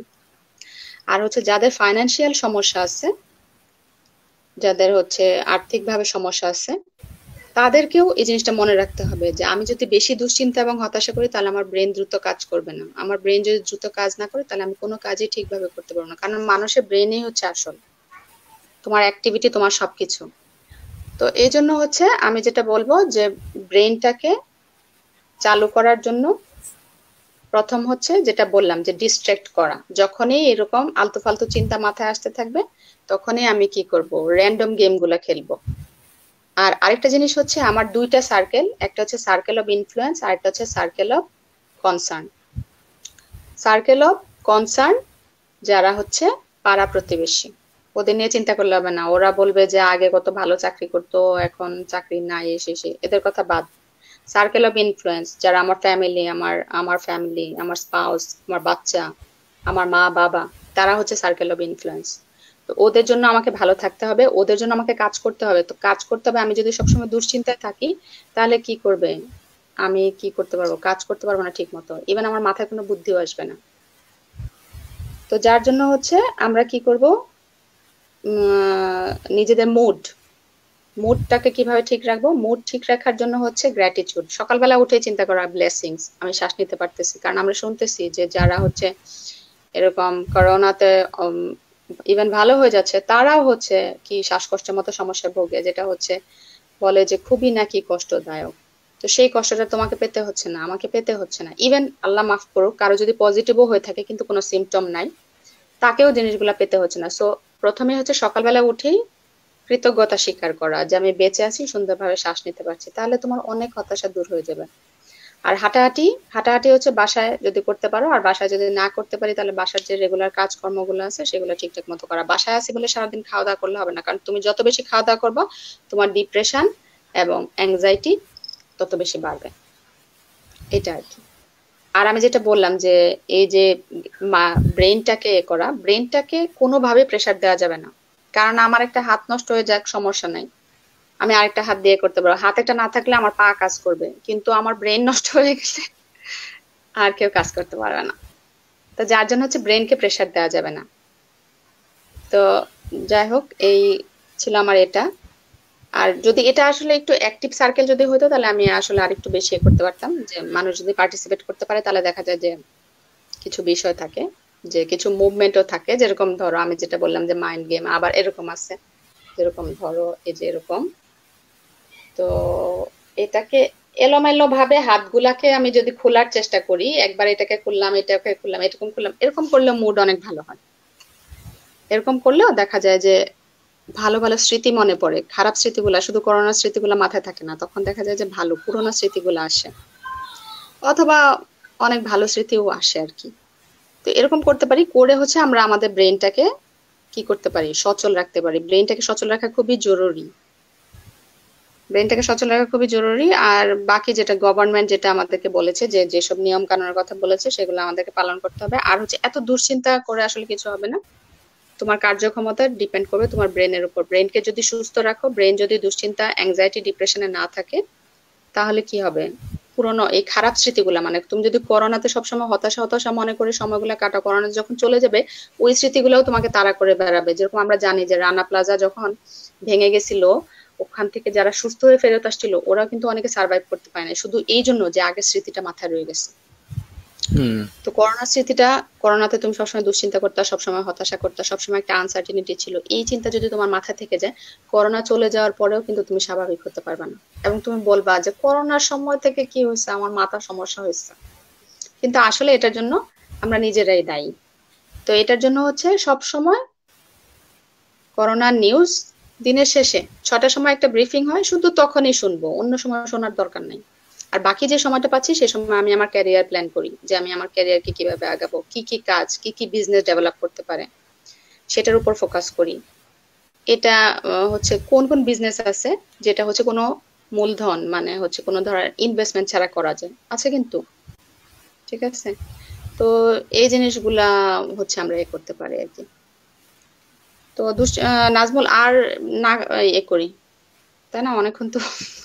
আচ্ছা, হ্যাঁ, না না ঠিক আছে, তুমি যে ইয়েগুলা কৌশলগুলা দেখালা যে হাত ঘুরানো, এটা আরেকবার হয়তো এই জিনিসগুলো যদি আরেকবার দেখায় দাও, জাস্ট বন্ধুদের জন্য হয়তো আরেকবার, যারা পরে জয়েন আচ্ছা, করেছে তারা না হয়তো হাত আরেকবার দেখে নিল ঘোরানো আর কি। এটা মানে বলে যে ধরো যখন তোমার খুব খারাপ লাগতেছে, মুড ডিপ্রেস থাকতেছে, তখন হুম হচ্ছে তুমি হুম হাত এরকম নিলা, নিয়ে এখন তুমি র্যান্ডম আঙ্গুল গুলা খুলবা, দেখবা যে র্যান্ডম আঙ্গুল কিন্তু খোলা যায় না। যে আমি ধরো এরকম খুললাম দুইটা আঙ্গুল, তাই না, খুব কষ্ট করে খুলছি কিন্তু। হুম হুম হুম আবার ধরো এটা খুললাম, আমাকে অনেক চিন্তা ভাবনা করে আঙ্গুলগুলা খোলা লাগতেছে, নিজে নিজে খুলবে না, কারণ আমি তো দুইটাকে মিলাবো। এই যে হুম এটা এটা আমাকে আমাকে খুব চিন্তা ভাবনা করে আঙ্গুলটা খোলা লাগতেছে, নিজে নিজে আঙ্গুলগুলা খুলবে না, ঠিক আছে। এরকম এই জিনিসগুলা, এগুলা হচ্ছে এক ধরনের এক্সারসাইজ, যেগুলা করলে হচ্ছে তোমার ব্রেন থেকে এই যে দুশ্চিন্তা এবং হতাশা গুলা থাকে সেগুলো দূর হয়। আবার অথবা আরেকটা আছে, যেরকম ধরো দুইটা হাত নিলাম, আমি সার্কেল বানাচ্ছি এখানে, সার্কেল আমাকে অনেক চিন্তা করা লাগতেছে, এমনিতেই হচ্ছে না এই সার্কেলটা, এখন হুম আমি হচ্ছে দুই হাত দিয়ে সার্কেল বানাচ্ছি, আমাকে চিন্তা করা লাগতেছে, চিন্তা ছাড়া এটা হবে না। এরকম করলে কিছুক্ষণ পরে তুমি দেখবা যে তুমি যে খুব ডিপ্রেস ফিল করতেছিলা, এই ডিপ্রেশনটা আর তোমার নাই। এবং আর মাথায় ঢুকায় নিতে হবে যে হুম ডিপ্রেশন করা যাবে না, কারণ ডিপ্রেশন করলে আমি তাড়াতাড়ি বুড়ো হয়ে যাবো। দেখো আমাদের দেশের মানুষ কিন্তু তাড়াতাড়ি বুড়ো হয়, সত্যি কথা যেটা, যে 60 পার হয়ে গেলে দেখা যায় যে বলে কিছু মনে থাকে না। তো আজকাল টেকনোলজির যুগে তোমার তো ব্রেন ওয়ার্ক সব, তুমি যদি কিছুই মনে না রাখতে পারো তাহলে তুমি ব্রেন ওয়ার্ক কিভাবে করবা। তো এই যে এটা আমি এটা জাস্ট আমি বললাম যে যেটা তোমাকে ডিস্ট্রাক্ট করবে, যে আমি জাস্ট হাত দুইটাকে করলাম, পরে আমি হচ্ছে সার্কেল বানাচ্ছি, এটা আমি সহজেই করতে পারতেছি। কিন্তু যখন আমি এইটাকে দুইটা আঙ্গুলকে একসাথে মিলাতে যাবো, দেখো দুইটা আঙ্গুল এরকম একসাথে মিলাচ্ছি, তখন সহজ। হুম কিন্তু এরকম এরকম করতে গেছি, তখন তখন আমার একটু চিন্তা করতে হয়। এই চিন্তাটা করতে গেলে, এই চিন্তাটা যখন আমি করব, তখন দেখবা যে আমার মাথার মধ্যে এই দুশ্চিন্তার যে জিনিসগুলা, সেই জিনিসগুলো অনেকটাই কমে আসবে। মানে যখন তুমি নিজেকে ডিপ্রেস ফিল করতেছো, তখন নিজেকে কোনো কাজের মধ্যে এঙ্গেজ করা, যেটার মধ্যে তোমার হচ্ছে ব্রেন খাটানো লাগে। এরকম করলে যেটা সুবিধা হবে যে তুমি দুশ্চিন্তা এবং হতাশা থেকে বের হবে। আর যেটা বললাম যে দেখো, স্ট্রোকের মতো জিনিসগুলা যেটা থাকে, যে আমরা জানি যে একজন মানুষ স্ট্রোক করার পরে একটা পাশ অচল হয়ে যায়, কয়দিন পরে দেখবে যে ধীরে ধীরে সেটা আবার কিন্তু ঠিক হয়। কিন্তু ডাক্তার কিন্তু বলে যে আপনাকে অনেক হাঁটতে হবে, অনেক বেশি হাত নাড়াইতে হবে, হাতের এক্সারসাইজ করতে হবে, তাহলে হাতটা ঠিক হবে। ঠিক একই রকম আমাদের ব্রেনটাও, তুমি যখন অনেক বেশি দুশ্চিন্তা করবে, তখন কি হবে, আমাদের ব্রেনটা ওই জায়গার মধ্যে স্টাক হয়ে যাবে। তো যখন তুমি ব্রেন ওয়ার্ক করবা, মানে এই যে যেটাকে বললাম যে হাত নাড়াইতে কষ্ট হচ্ছে, বা আমি আমার এই যে দুইটা হাত, এই হাত, এটাকে আঙ্গুলগুলাকে র্যান্ডম অথবা মিলাইতে যাই, কোনো কিছু যদি করতে যাই, তাহলে আমাকে ব্রেন ওয়ার্ক করতে হয়, এটা এমনিতে হবে না। এই যে আমি দেখাচ্ছি, যে ধরো এই যে দুইটা হাত, এখন আমি এখানে এরকম যদি মিলাতে যাই বা এরকম কিছু একটাই যদি করতে যাই, আমার ব্রেনকে অনেক এফোর্ট দিতে হয়। এটা যখন আমি করব, তখন আমার ব্রেনের যে এগুলা থাকে ওয়ারিং, সেই ওয়ারিং মানে যেই যেই খবরটা, যেই যেই চালকটা বারবার আমাকে খবর দিচ্ছে তুমি খুব ডিপ্রেস, তুমি খুব হতাশা, সে কিন্তু তখন কাজ করতে পারে না। যার জন্য হচ্ছে কিছুক্ষণ পরে তুমি বেটার ফিল করবা। আর আর হ্যাঁ, বলো। আরেকটা যে বললা, হুম, আরেকটা রিপিট করলা, এবিসিডি কিভাবে হ্যাঁ, যেন কাউন্ট হ্যাঁ, করতে হ্যাঁ, হবে সরে সরে, ওইটাও একটু হ্যাঁ, আরেকবার রিপিট করো আর কি। সেটা বলতে, সেটা হচ্ছে যে তোমাকে যদি মন খারাপ যখন, তখন তুমি র্যান্ডম শব্দগুলা বলবা। যে এ বললা, আহ একটু চিন্তা করে বলতে হবে, তাহলে ডি বললাম, জেড বললাম, পি বললাম, মানে ধারাবাহিক ভাবে গেলে হবে না, ভেঙে হঠাৎ হঠাৎ একটা শব্দ বলতে হবে। দেখবা যে আমরা কি হয়, যখন গানের খেলা খেলতাম বন্ধুদের সাথে, কিছুক্ষণ পরে হাসাহাসি শুরু হয়ে যায়, তাই না, মন ভালো হওয়া হুম। লাগে। তো এটাও, গেমটা হচ্ছে এরকম, নিজের সাথে একা একা, যে আমি দেখি তো এ থেকে জেড পর্যন্ত একটা একটা শব্দ আমি আলাদা আলাদা করে বলি। এরকম যখন তুমি বলবা, তখন হচ্ছে তোমার মুড অনেক ভালো হবে। এবং আমি যেটা বারবার লং টার্মের জন্য বলছি, যে এখন তুমি ভাবতেছো তুমি বাসায় আছো বলে তোমার খুব বেশি মন খারাপ, করোনা ভালো হয়ে যাবে, তুমি বাইরে যাবা, তোমার মন কত ভালো হয়ে যাবে, কিন্তু আসলে কিন্তু তা না। ঠিক আছে, তখনের সময়টা আরো বেশি ডিপ্রেসিভ হবে। তো এখন যদি তুমি তোমার ব্রেনটাকে এভাবে ইয়ে করো, তোমার ব্রেন শিখে যাবে যে কিভাবে মন খারাপকে ভালো করতে হয়। তোমার ব্রেন শিখে যাবে যে মন খারাপকে কিভাবে ভালো করতে হয়। তখন দেখা যাবে যে পরের সময়টাও তুমি ভালোভাবে যাইতে পারবা। আর ব্রেন হেলথ মানে মস্তিষ্কের স্বাস্থ্য খুবই জরুরি। মস্তিষ্ক স্বাস্থ্য হচ্ছে, তুমি যত বেশি খাবা, মস্তিষ্কের স্বাস্থ্য তত বেশি নষ্ট হবে। এই জন্য বাসায় আসো, এই জন্য বেশি খাওয়া যাবে না, কম খেতে হবে। কম খেতে হবে মানে আচ্ছা। আমি বলতেছি রুটিন যেটা খাই আর কি আমরা, সেটা। আর হ্যাঁ, এমনিতেই তো রুটিন। আমাদের সবার 35 পার হয়ে গেছে, এখন তো আমাদের এত এত খাওয়া উচিত না। কারণ কেউ যদি, যারা ইয়াং থাকতে চাও, আমি বলবো যে যারা জোয়ান থাকতে চাও, জোয়ানের যেটা আমি বললাম যে জোয়ান থাকার চিহ্ন হচ্ছে সবকিছু মনে থাকা। ঠিক আছে, তো ইয়াং যদি থাকতে চাও, তাহলে হচ্ছে কম খেতে হবে। বেশি খেলে ইয়াং থাকা যাবে না। নায়ক নায়িকারা কেউ খায় না, কিন্তু সালাদ খায় ওরা। আচ্ছা, কিছু আচ্ছা, কিছু প্রশ্ন আছে, দুই একটা প্রশ্ন আছে, একটু প্রশ্নগুলো পড়ি। হ্যাঁ, হ্যাঁ, বলা। আচ্ছা, একজন প্রশ্ন করছে, ডিপ্রেশন হওয়ার কারণ ও প্রতিকার জানালে উপকৃত হব। তো এটা তো মনে হয় মোটামুটি তোমার যে লেকচার ছিল ওইটা থেকে মনে হয় হয়ে যাওয়ার কথা। আরেকজন রাহি খান বলছে যে মেজাজ প্রায় খিটমিটে হয়ে থাকে, করোনার ব্যাপারটা একদম মাথায় গেঁথে গিয়েছে, হুম, পরিত্রাণের হুম। উপায় বলো। তো হ্যাঁ, আমার মনে হ্যাঁ, হয় যে এই দুই তিন কয়েকটা টিপস দিয়েছো, এগুলা হয়তো ওই যে মাইন্ড গেম গুলা ইয়ে হ্যাঁ। করতে পারলে না, কিছুটা তুমি কার্যকর হবে। তুমি বলো। তুমি তো শুনলে এতক্ষণ ধরে যে মুড হ্যাঁ, এটাই কিভাবে ভালো বলতেছি। করা যাবে, তুমি বলো। হ্যাঁ, রাহি, মাইন্ড গেম যেগুলো আছে সেগুলা ইয়ে করলে হয়তো কিছুটা ভালো হবে। সকালে একেবারে হাতে মোবাইল নিয়ে প্রথমে করোনার খবর দেখবে না, এটা একেবারে স্টপ। করোনার খবর দিনে একবার, সন্ধ্যায় একবার আমরা আপডেট নিব। আর সারাদিন নিজেকে বাসার মধ্যে, অন্যান্য কাজের মধ্যে, ফ্যামিলির সময় দেওয়া, এগুলোর মধ্যে নিজেকে হ্যাঁ, ব্যস্ত সেটাই। রাখবো। আর হলো যদি খুব বেশি দুশ্চিন্তা চলে আসে যে চাকরি বাকরি, ব্যবসা বাণিজ্য, পয়সা পাতি, বাসা ভাড়া, এগুলোর ক্ষেত্রে যেটা হয়তো আমরা করতে পারি, যে সেক্ষেত্রে হয়তো চিন্তা করতে হবে যে অন্য মানুষ থেকে তো আমি অনেক ভালো আছি, অন্য মানুষগুলা তো আরো খারাপ অবস্থা আছে। অন্য মানুষ অনেকে থেকে না, চিন্তা করতে হবে যে সবার অবস্থা একই রকম। সবার অবস্থা একই রকম, আবার সবার অবস্থা একই রকম। হ্যাঁ, গুড। সবাই এই তো ঠিক আছে উত্তর দেওয়া। হ্যাঁ। আচ্ছা, তারপরে হলো আরেকজন বললো দিক নির্দেশনামূলক আলোচনা। আচ্ছা, মোটামুটি ম্যাক্সিমাম প্রশ্ন হচ্ছে যে মেজাজ খিটমিটে হয়ে থাকে, এটার জন্য কি করব হ্যাঁ, আর হ্যাঁ, কি। তো ওই যে বললাম যে মেজাজ খিটমিটে হয়ে থাকে হচ্ছে চারটা কারণে। একটা হচ্ছে দুশ্চিন্তা করোনার জন্য, আর একটা হচ্ছে রুটিন লাইফ নাই, আর 3 নাম্বার হচ্ছে খাবারের জন্যে, আর 4 নাম্বার হচ্ছে যে কি হয়, কোনো ধরনের এক্সারসাইজ নাই। তো দুশ্চিন্তা করো তুমি হচ্ছে করোনার জন্য, রুটিন লাইফ নাই তোমার করোনার জন্য, খাবারও খাচ্ছ করোনার জন্য কারণ তুমি বাসায় এই জন্য খাবার খাচ্ছ, আর হচ্ছে এক্সারসাইজ নাই কারণ তুমি বাসায়। কিন্তু আমার কথা হচ্ছে যে যখন তুমি বাইরে ঘুরতা তখনও কি তুমি 1 ঘন্টা করে হাঁটতা? হাঁটতে তো না, সময় পেলে গিয়ে দোকানে বসে থাকতা, রেস্টুরেন্টে বসে থাকতা। তো যার জন্য হচ্ছে তুমি এই যে মেজাজ খিটখিটে বা ডিপ্রেশনটা কাটানোর জন্য করোনার নিউজ থেকে দূরে থাকতে হবে। সন্ধ্যার সময় একবার দেখবো, সকালে উঠে দেখবো না, অ্যাটলিস্ট সকালে উঠে দেখবো না। তুমি দেখো 10টার পরে দেখো, পড়ার সময় দেখো, নাস্তা করার সময়, কিন্তু সকালবেলা উঠে দেখবো না। আর হচ্ছে রুটিন লাইফটাকে রুটিনে আনতে হবে, যে আমার সকালবেলা নাস্তা 9টায়, ঠিক আছে 8টায় আগে করতাম, এখন হচ্ছে 9টায়। আর দুপুরের খাবার আমি হচ্ছে 2টায়। আমরা কি করি, বাসায় আছি দেখে 12টার সময় বলি খুব খিদা লাগছে, একটা নাস্তা টাস্তা খাই ফেলি, এরপরে 4টার সময় হচ্ছে রাতে দুপুরের খাবার খাই। এরপরে আবার সন্ধ্যা 7টার দিকে আবার একটা নাস্তা টাস্তা খেয়ে পরে 10টা 12টার দিকে খাই। রুটিন কিন্তু নষ্ট হয়ে গেছে।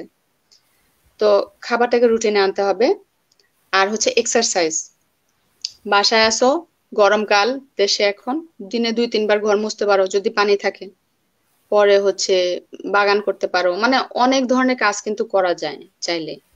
আর আমি যেটা বলবো যে এখন হচ্ছে সবচেয়ে জরুরি হচ্ছে ক্যারিয়ার প্ল্যানিং, যে আমাকে করোনার পরে কি করতে হবে। কারণ তুমি যদি এখন থেকে প্ল্যান না করো, তাহলে যখন সিচুয়েশন নর্মাল হয়ে যাবে তখন তুমি আরো বেশি ডিপ্রেস হয়ে যাবে। তখন মনে হবে হায় হায়, এখন তো আমার হাতে কোনো কাজ নাই, সময় নাই, এখন আমি কি করবো, আমি দৌড়বো নাকি চিন্তা করব। কিন্তু তুমি যদি এখন চিন্তা করে রাখো, যেরকম ধরো এই যে আমাদের এই গ্রুপটা আছে, এই গ্রুপেই কিন্তু বলতে পারো, ধরো একজন একটা একটা ভয়েস রেজ করলাম, একজনে বললাম যে দোস্ত আমি তো আগে বাইং হাজে চাকরি করতাম, এখন আমার এই চাকরিটা নাই, তো আমি এখন কি করতে পারি। দেখবা যে কিছু পরামর্শ কিন্তু তুমি পাইয়ে যাবা, কিছু লোক কিন্তু তুমি পাইয়ে যাবা যাদের অনেকের চাকরি নাই, ওরা চিন্তা করবে যে আমাদের এখন কি করতে হবে। ঠিক আছে? তো এই প্ল্যানিংটা কিন্তু এখন করা যায়। তো তুমি যদি নিজেকে এই জিনিসগুলোতে ব্যস্ত রেখে দাও তাহলে সব সময় কিন্তু দুশ্চিন্তা থাকবে না।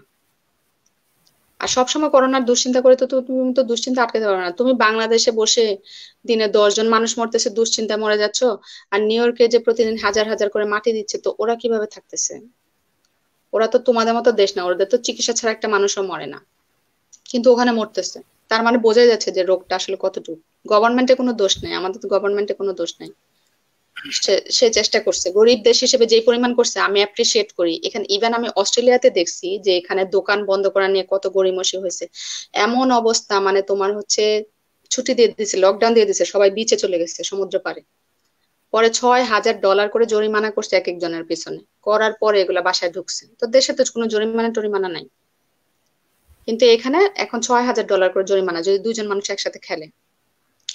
ওইভাবে আটকাইতে হয়েছে। এরা সভ্য দেশের মানুষ, সবাই শিক্ষিত। আর সভ্য বলতে আমি যেটা বলবো যে এখানে কিন্তু মানে একই জাতের মানুষ না, বিভিন্ন দেশের মানুষ। অস্ট্রেলিয়ান, যারা অস্ট্রেলিয়ান তো আর অরিজিনাল অস্ট্রেলিয়ান না, চাইনিজ আছে, কোরিয়ান, আমেরিকান, লন্ডন ফন্ডন যত দেশে আছে সব দেশে মানুষ আছে, সবার ল্যাঙ্গুয়েজ আলাদা, সবার কালচার আলাদা। সো সবাইকে বোঝানোটাও টাফ। কিন্তু ওরা জরিমানা করে গভর্ন এভাবে বোঝাইতে হয়েছে। তা আমাদের দেশে আমরা একই দেশের মানুষ, একই ল্যাঙ্গুয়েজ, একই সবকিছু আমাদের, যার জন্য আমাদের জন্য কিন্তু ইজি জিনিসটা। আচ্ছা, আর আরেকটা প্রশ্ন ছিল, হ্যাঁ, যারা এখন প্রেগনেন্ট তারা কি করবে, এরকম একটা প্রশ্ন ছিল যে যারা এখন প্রেগনেন্ট তাদের জন্য কোনো অ্যাডভাইস অথবা কোনো কিছু আছে নাকি। হ্যাঁ, প্রেগনেন্ট যারা, সেটা হচ্ছে যে প্রথম কথা হচ্ছে যে প্রেগনেন্সিতে আহ যে বিষয়টা থাকে আর কি, যে মানসিক স্বাস্থ্য, অনেকের মেজাজ খিটখিটে হয়ে যায় আর কি, অনেক মেজাজ খারাপ থাকে অনেকের আর কি। তো ওইটার জন্য, মেজাজ ভালো করার জন্য, প্রেগনেন্সিতে তো আসলে সময়টা অন্যরকম, যেহেতু হয়তো অনেকের সবাই বাসা থাকার জন্য বাসায় অনেক কাজ থাকতে পারে, অনেক কিছু থাকতে পারে আর কি।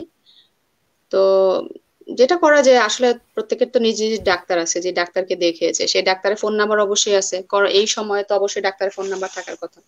তো সেই ডাক্তারের সাথে সে মাসে বা সপ্তাহে কনসাল্ট করবে, যে জেনে নিবে, সে ডাক্তার বলবে, তাই না? প্রেগনেন্সিতে তো নিজে নিজে ডিসিশন নেওয়ার কিছু নাই। প্রেগনেন্সিতে যদি একজন মায়ের খুব ডিপ্রেশন লাগে, তাহলে তাকে কিন্তু ডাক্তারের সাথে কথা বলতে হবে।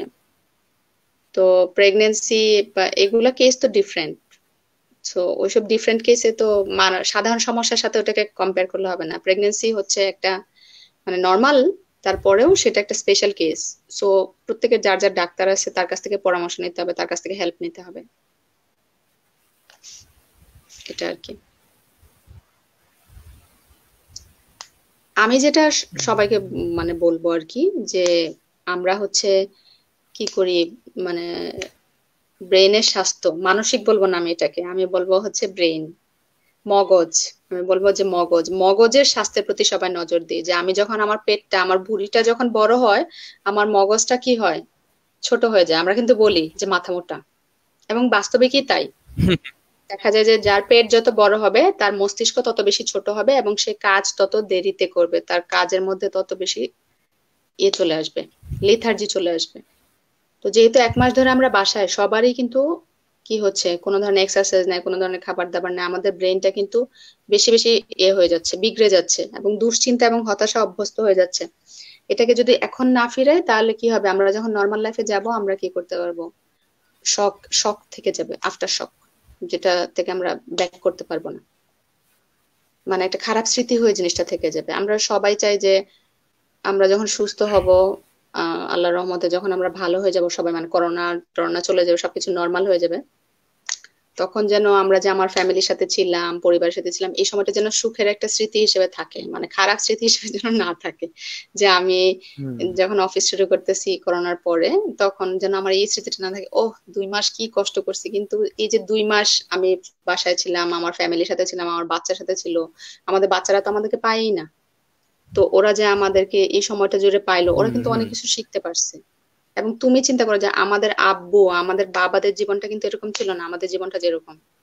আমাদের জীবন কি, আমরা সেই 8টার সময় যাই, রাত্রে 8টার সময় আসি।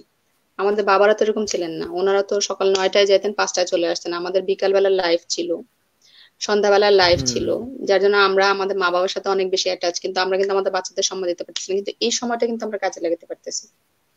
সো হতাশা থেকে বের হওয়ার জন্য, হতাশা থেকে বের হওয়ার জন্য 4টা জিনিসে নজর দিব। সেটা হচ্ছে, দুশ্চিন্তা করা যাবে না, সবাই করোনার ভয়ে ভীত, আমি একা না, ঠিক আছে।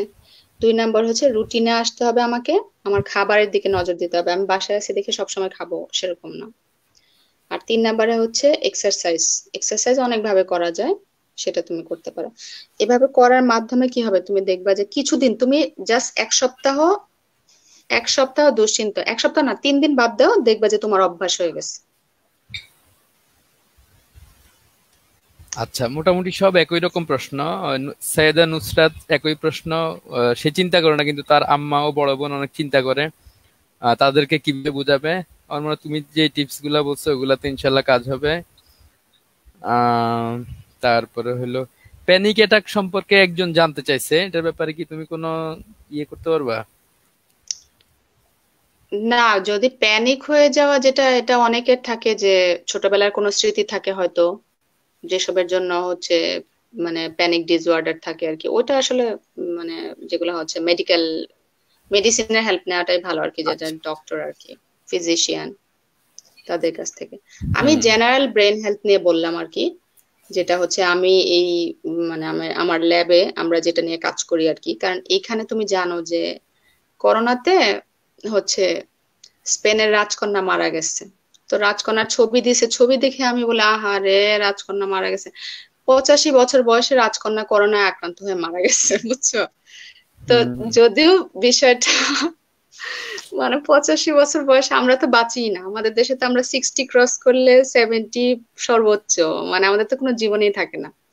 তো এখানে যেহেতু বিদেশে হচ্ছে এজড মানুষ অনেক বেশি, 80-90 পর্যন্ত মানুষ এমনিতেই বাঁচে, তো ওদেরকে ব্রেনের দিকে খুব খেয়াল রাখতে হয়, এজন্য ওরা ব্রেনটাকে খুব যত্ন করে। তো আমাদেরকেও হচ্ছে বাঁচতে হবে, এবং বাঁচার জন্য আমাদের ব্রেন হেলথের দিকে নজর দিতে হবে। এবং ব্রেন হেলথ, এই যে যেটা বললাম যে হতাশা এবং দুশ্চিন্তা, এটা করা যাবে না। এবং এটা থেকে বের হওয়ার জন্য যে 4টা জিনিস বললাম, যে এই জিনিসগুলো তুমি 3 দিন করে দেখো, জাস্ট 3 দিন, 3 দিন। যেরকম আমাদের হাতটাকে, যেরকম আমি একটা হাত দিয়ে যখন যে কোনো একটা কাজ শিখি, প্রথমে দেখবা যে আমি সবজি কাটি যখন ধীরে ধীরে করি, কিন্তু যখন আমি এক্সপার্ট হয়ে যাই তখন আমি কাট কাট কাট কাট করতে থাকি। ঠিক একই রকম তুমি তোমার ব্রেনকে যখন ট্রেন আপ করবা যে হুম এই জিনিসগুলা, দেখবা যে সে সোজা হয়ে গেছে, মানে সেও তোমার বশে চলে আসছে, মানে ব্রেন তোমার বশে আসছে। হুম। আচ্ছা, আশিকুর রহমান রাকিব, ও নারায়ণগঞ্জ থেকে বলছে যে ও স্বেচ্ছাসেবী হিসেবে প্রতিদিন বাসা থেকে বের হয়ে কিছু কাজ করে।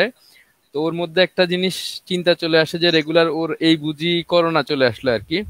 এখন হুম ও যেহেতু নিয়মিত বের হচ্ছে, স্বেচ্ছাসেবী হিসেবে কাজ করছে, এই বয়টা কিভাবে কাটাতে পারে সেইটা নিয়ে খুব দুশ্চিন্তা আছে, এরকম একটা প্রশ্ন করলো।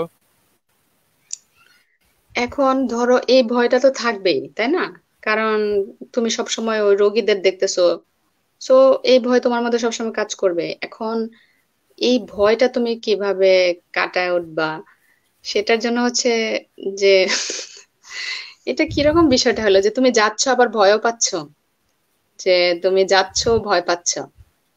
তো এখন তুমি যদি যাও তাহলে ভয় পাওয়া যাবে না, আর যদি ভয় পাও তাহলে যাওয়া যাবে না। মাঝামাঝি তো কোনোটা হবে না, তাই না? তো যখন তুমি যাচ্ছ, তুমি এটা মনে করো যে আমি একটা ভালো কাজ করছি, কিন্তু তুমি সতর্কতা অবলম্বন করো। যেরকম একজন মানুষের সাথে যখন কথা বলতেছো, সেই মানুষ থেকে মিনিমাম 3 ফিট দূরত্বে থাকতে হবে। কারণ করোনা হচ্ছে বাতাসে খুব বেশিক্ষণ থাকে না, কিন্তু যখন তুমি একজনের সাথে কথা বলতেছো, তার যে তার ড্রপলেট, তার যে নিঃশ্বাসের ড্রপলেট তার সাথে ছড়ায়। তো তুমি যদি একজন মানুষের সাথে 3 ফিট দূরত্ব থেকে কথা বলো, যেটা বাংলাদেশে সম্ভব না, কারণ আমাদের দেশে তো অনেক জনসংখ্যা, যদি 3 ফিট দূরত্ব থেকে তুমি কারোর সাথে কথা বলতে পারো, ইভেন মাস্ক পরা হলেও 3 ফিট দূরত্ব থেকে যদি তুমি করো, তাহলে তুমি অনেকটাই কিন্তু ঝুঁকি মুক্ত থাকবে। তো যার জন্য হচ্ছে তুমি যেহেতু যাচ্ছ, কিন্তু তুমি যদি ওই দূরত্বটা মেনটেন করো সবার থেকে, তাহলে কিন্তু তুমি নিরাপদে থাকতে পারবে। আর রোগ হওয়া, সেটা তো আসলে যেটা বিষয়টা থাকে যে সবাই ইমিউনিটির দিকে বলতেছে, ইমিউনিটি, এই যে আমি যেটা বললাম যে তোমার ইমিউনিটিও কিন্তু এই দুশ্চিন্তা, খাবার, তোমার হতাশা এবং রুটিন নাই, এগুলোর সাথে জড়িত। ইমিউনিটি, ইমিউনিটি যেটা হচ্ছে যে রোগ প্রতিরোধ ক্ষমতা, এটাও হচ্ছে এই 4টা জিনিসের সাথে জড়িত। কারণ তোমার ইমিউনিটিও হচ্ছে তোমার ব্রেনের সিগন্যাল দেয় যে তোমাকে এই কাজটা করতে হবে। তোমার ব্রেন যদি দুর্বল থাকে, সে কিন্তু এই সিগন্যাল গুলা প্রপারলি দিতে পারবে না। তো ইমিউনিটির জন্য আমাদেরকে এই যে সারাদিন বাসায় এসে দেখে সবসময় খাওয়া, তেল চর্বি, এগুলো করা যাবে না। আচ্ছা, আরেকটা বিষয় আমি যেটা খুব বলতে চাই, সেটা হচ্ছে শাকসবজি ধোয়া নিয়ে দেশে যেটা আমি দেখলাম যে ওয়ালেট, চাবি, মোবাইল, এগুলো নিয়ে মানে পরিষ্কার পরিচ্ছন্নতা নিয়ে খুব বেশি মানুষ এ করে আর কি। তো শাকসবজি যদি তুমি হচ্ছে কোনো কেমিক্যালে ধোও, কেমিক্যাল কিন্তু শাকসবজির ভিতরে ঢুকে যাবে, পেনেট্রেট করে। তো হচ্ছে শাকসবজি কখনোই কেমিক্যালে ধোয়া যাবে না, শাকসবজি ধুতে হবে ফ্লোয়িং ওয়াটারে, জাস্ট ট্যাপ ছেড়ে দিয়ে তুমি হচ্ছে এ করো, অথবা সোক করে রাখো বালতির মধ্যে, যদি ট্যাপের পানি না থাকে বালতির মধ্যে সোক করে রাখো, আধা ঘন্টা সোক করে রেখে তুমি উঠায় ফেললে কিচ্ছু ওখানে থাকবে না, কোনো ফরমালিনও থাকবে না, কোনো কিছু থাকবে না। কিন্তু যদি তুমি কোনো ডিটারজেন্ট দিয়ে ধো, সাবান, পানি বা কাপড় কাচা সাবান বা কোনো কিছু দিয়ে সবজি ধো, ওটা কিন্তু টক্সিক হবে, তোমার কিডনি নষ্ট করবে। তো যার জন্য হচ্ছে ধোয়াধুয়ির ব্যাপারে যেটা আমরা বেশি বেশি এ করি আর কি, যে বাজার থেকে সবজি নিয়ে আসছি, সেটার পিছনে পড়ি। তো সবজি নিয়ে এসে জাস্ট বালতির মধ্যে ভিজায় রেখে দাও 10 মিনিট, 15 মিনিট, এরপরে উঠায় নাও, সব জীবাণু চলে গেছে। আর হচ্ছে ওয়ালেট, মোবাইল, চাবি, এগুলা যেগুলা থাকে, এগুলার জন্য হচ্ছে হ্যাঁ, এগুলা এগুলা স্প্রে করা যেতে পারে কেমিক্যাল দিয়ে। কিন্তু তারপরে খেয়াল করতে হবে যে মোবাইলটা আমি যদি কোনো ক্ষতিকারক কেমিক্যাল দিয়ে স্প্রে করলাম, এরপরে আবার যদি আমি হাত দিয়ে ধরি, আমার হাতে কিন্তু জিনিসটা লেগে গেল, তো ওইটা কিন্তু, যেরকম হ্যান্ড স্যানিটাইজার তুমি তখনই ব্যবহার করবে যখন হচ্ছে পানি নাই। তুমি বাসায় বসে বসে একটু পরে পরে হ্যান্ড স্যানিটাইজার লাগালে হবে না কিন্তু, কারণ হ্যান্ড স্যানিটাইজারে তো তোমার হচ্ছে অ্যালকোহল থাকে, যেটা হচ্ছে অ্যান্টিসেপটিক প্রপার্টি থাকে। তো যার জন্য হচ্ছে ধোয়াধুয়ি যেটা থাকে, যে শাকসবজি ফলমূল বা মাংস যেগুলো প্রচুর পানি দিয়ে জাস্ট সোক করে রাখা বা ধুয়ে ফেলা, কোনো ধরনের ডিটারজেন্ট সাবান ইউজ না করা। কিন্তু ব্যবহার্য জিনিস যেগুলো আছে, যেরকম কাপড়ও, যেরকম ধরো বলে যে বাইরে থেকে এসে হচ্ছে কাপড় ধোয়া আর কি, বাইরের কাপড় চোপড় বাইরে রাখা, ইভেন রোদে কিছুক্ষণ রেখে দিলেও জিনিসটা ঠিক আছে। কেউ যদি ওয়াশ না করতে পারে, যে প্রতিদিন কাপড় ধুচ্ছে, আমার অনেক খরচ হচ্ছে, অনেক টাকা নষ্ট হচ্ছে, স্বাভাবিক, এবং কষ্টও আছে, কাপড় ধোয়া তো কষ্ট। তো রোদের মধ্যে যদি 2-3 ঘন্টা থাকে, তাহলে হচ্ছে অনেকটাই জীবাণুমুক্ত হবে আর কি, এই আর কি। আর মোটামুটি আমাদের ও আচ্ছা, শেষ একটা প্রশ্ন। আচ্ছা, যত হুম কম খাওয়া যায়, আচ্ছা এইখানে বোধহয় একটু ভুল বুঝেছে, এটা হলো পরিমিত খাবারের কথা বলছিলে তুমি বোধহয়, তাই না? আমরা অনেকে বাসায় থাকি মন মতো বলি যে সকালে এটা খাবো, দুপুরে এটা খাবো, হ্যাঁ রাত্রে এটা হ্যাঁ, খাবো। তো সেই সেটাই। খাওয়াটাই মানে পরিমিত খাওয়াটা যেন খাই, অতিরিক্ত যেন কিছু না খাই, হ্যাঁ হ্যাঁ, মানে যেন, অতিরিক্ত বলেছি। হ্যাঁ, ওই কারণ যেহেতু এক্সারসাইজ নাই, অনেক কিছু নাই, সেই জিনিসটা তুমি মনে হয় মিন হুম, করেছো, হুম, তাই হুম। না? আর নর্মালি কিন্তু তুমি এত খাবার তো আমাদের খাওয়ার সুযোগ হয় না, আমরা কাজ করি, আমরা কি এত খাওয়ার সুযোগ পাই নাকি? আচ্ছা, ঠিক এখন আছে, আমরা নাজমুল বলো, তুমি হচ্ছে তোমার ব্রেনের যত্ন কিভাবে নাও? আমি ব্রেনের যত্ন কিভাবে নেই সেটা হলো, আমি আহ মোটামুটি অফিস যেহেতু বন্ধ, হুম হুম বাসাতেই থাকা হচ্ছে। তো এর মাঝে হুম যেটা, আমি একটা স্বেচ্ছাসেবী সংগঠন বলেই বিদ্যানন্দের সাথে কিছুদিন ভলেন্টিয়ার হিসেবে কাজ করেছি। তো হুম এখনো হুম করছি, গতকালকেও করলাম, আজকেও করলাম। মোটামুটি আগে ছিল 27 তারিখ থেকে, গত মাসের 27 তারিখ থেকে হুম হুম, এই মাসের 8 তারিখ পর্যন্ত ওদের একটা কেমিক্যাল ছিটানোর, মানে রাস্তা জীবাণুমুক্ত করার একটা আচ্ছা প্রজেক্ট আচ্ছা। ছিল, হুম ওইটাতে কাজ হুম করেছি। তো হুম হুম হুম মাঝখানে 1 সপ্তাহ 10 দিনের মতো আর আমি যাই নাই, কারণ বাসাতেই ছিলাম একটু হুম, সিকিউরিটি ইস্যুর কারণে। তো আবার আচ্ছা গত আচ্ছা। 2-3 দিন যাবত আমাদের আরেক ফ্রেন্ড আছে, ওর সাথে বের হচ্ছি। ওইখানে প্রতিদিন 200 লোকের খাবার নিয়ে বিভিন্ন জায়গায় তো তুমি যে ওর distribute- সাথে বের হচ্ছে, ও আরেক বাসায় থাকে না? হুম যার হুম সাথে বের হুম, হচ্ছে সে তো আরেক বাসায় থাকে? আরেক দুজনকে বাসায় থাকে। একই বাইকে যাও নাকি? না না না, ওর গাড়ি নিয়ে বের হই, গিয়ে খাওয়াটা নিয়ে আবার পথে অথবা হুম বিভিন্ন হুম জায়গায় 200 লোকের কাছে হুম ডিস্ট্রিবিউট হুম করে দেয়। কিন্তু এই দুই তিন হুম দিন হুম যাবত আবার ওইটার মধ্যে হুম, ইনভলভ আছি। আসলে আচ্ছা বেশি আচ্ছা। বাসায় থাকলে, এটা ঠিক যে বাসায় থাকলে বেশি বোরিং হয়ে যাইতে হয়, অথবা যেহেতু আমরা কাজে কর্মে অভ্যস্ত, ওই হুম মানে, হুম হুম। মানে বাসায় হ্যাঁ, থাকাটা কিন্তু একটু, এটা তো নর্মাল সিচুয়েশন না, তাই না? না না, হ্যাঁ, সেটাই নর্মাল তো না। সেটাই। তো এটা তো মোটামুটি, সিচুয়েশনটা হ্যাঁ, ইমার্জেন্সি। তো না, ইমার্জেন্সির জন্যই তো যেটা আমরা হইলো, বাসায় আছি। হ্যাঁ, তো মোটামুটি বাসা থাকা যে আসলে সম্ভব, এটা খুব কঠিন কিছু না, সেটা কিন্তু আমি টানা 10-12 দিন থেকে আমার হুম অভিজ্ঞতা হুম। হয়ে গেছে, যেটা খুব হ্যাঁ, কষ্টকর কিছু না বা আর কি। কষ্টকর তো অবশ্যই, কিন্তু আমাদেরকে তো চিন্তা করতে হবে যে আমরা নর্মাল অবস্থায় নাই, আমরা একটা ইমার্জেন্সিতে আছি। তো হুম হুম ইমার্জেন্সিতে তো যেরকম বলা আছে, গভর্নমেন্ট যেভাবে বলছে সেভাবে, গভর্নমেন্ট যেদিন বলবে যে আপনারা স্বাভাবিকভাবে চলাফেরা করতে পারেন, করতে পারবে। যেরকম অস্ট্রেলিয়াতে আমি হচ্ছে 1 মাস 2 দিন ধরে বাসায়, মানে কোথাও যেতে পারতেছি হুম, না। আমার ল্যাবে অন্যরা যায়, কিন্তু আমাকে যাইতে নিষেধ করছে, কারণ আমার হচ্ছে গাড়ি নাই, আমাকে বাসে যেতে হয়। তো ওরা বলছে যে তুমি যেহেতু বাসে আসো, বাসে অনেক লোকজন থাকে। এখানে বাসের লোকজন মানে বাসে হয়তো 5 জন লোক থাকে, কারণ এখানে তো বাংলাদেশের মতো না। কিন্তু আমি যেহেতু পাবলিক ট্রান্সপোর্ট ইউজ করি, এই জন্য আমাকে নিষেধ করে দিয়েছে, আমাকে যেতে হবে না। কিন্তু আমার অন্য ল্যাবমেটরা যাদের নিজেদের গাড়ি আছে এবং নিজেরা বাসায় একা আছে, ওরা যাচ্ছে, কিন্তু আমাকে নিষেধ করে দিচ্ছে। আমি অনেকবার রিকোয়েস্ট করছি যে আমি আসি, আমার কাজ আছে। তা আমাকে বলে যে না, তুমি পাবলিক ট্রান্সপোর্ট ইউজ করো এবং তোমার বাসায় অন্য লোক আছে, তো যার জন্য হচ্ছে আমাকে নিষেধ করছে। এরা এভাবেই জিনিসটাকে কন্ট্রোল করছে, মানে যাদের নিজেদের গাড়ি আছে, মানে লোক সংখ্যা কমায় ফেলছে আর কি, এভাবেই জিনিসটাই করছে। যার জন্য হচ্ছে দেখা গেছে যে এখানে তো বেশিরভাগই অসুস্থ হচ্ছে ডাক্তার নার্স, এরা বেশিরভাগ, নর্মাল মানুষ অসুস্থ না, ডাক্তার আর নার্স। বাংলাদেশে তো দেখতে পাচ্ছ যে ডাক্তার, কি পরিমাণ ডাক্তার ইনফেক্টেড হয়েছে। ডাক্তার, এখানেও ডাক্তার সেম। Nurse German. এখানে এখানে 6,000 ইনফেক্টেড, তার মধ্যে বেশিরভাগই ডাক্তার এবং নার্স। ইভেন মানে আমার যে ল্যাব, এটা হসপিটালের সাথে অ্যাটাচ, হসপিটালের সাথে। তো ওই হসপিটালেও হচ্ছে মানে ওরা, আমরা যেটা খবর পেয়েছি আর কি, যে ওখানকার নার্স এবং ডাক্তাররাই বেশি অসুস্থ, কারণ ওরা রোগীদের এ করতে গিয়ে, এবং সেম বাংলাদেশে যেরকম হাইড করে, এখানেও সেম, যে রোগী নিষেধ করা হয়েছে, বারবার বলা হয়েছে যে আপনি অসুস্থ থাকলে আসার দরকার নেই, বাসায় থাকবেন, আমরা এসে স্যাম্পল নিয়ে যাবো, কিন্তু তারপরে মানুষ গেছে।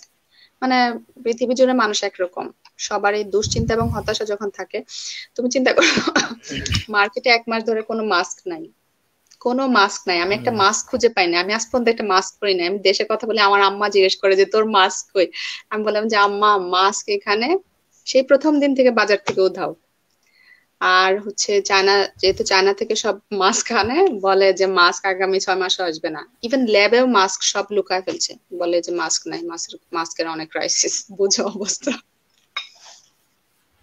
আচ্ছা, না, সেই হিসাবে আমরা খুব ভালো অবস্থানে আছি। আমরা মোটামুটি চাইলে এখনো মাস্ক পাওয়া যাচ্ছে হ্যাঁ, মোটামুটি।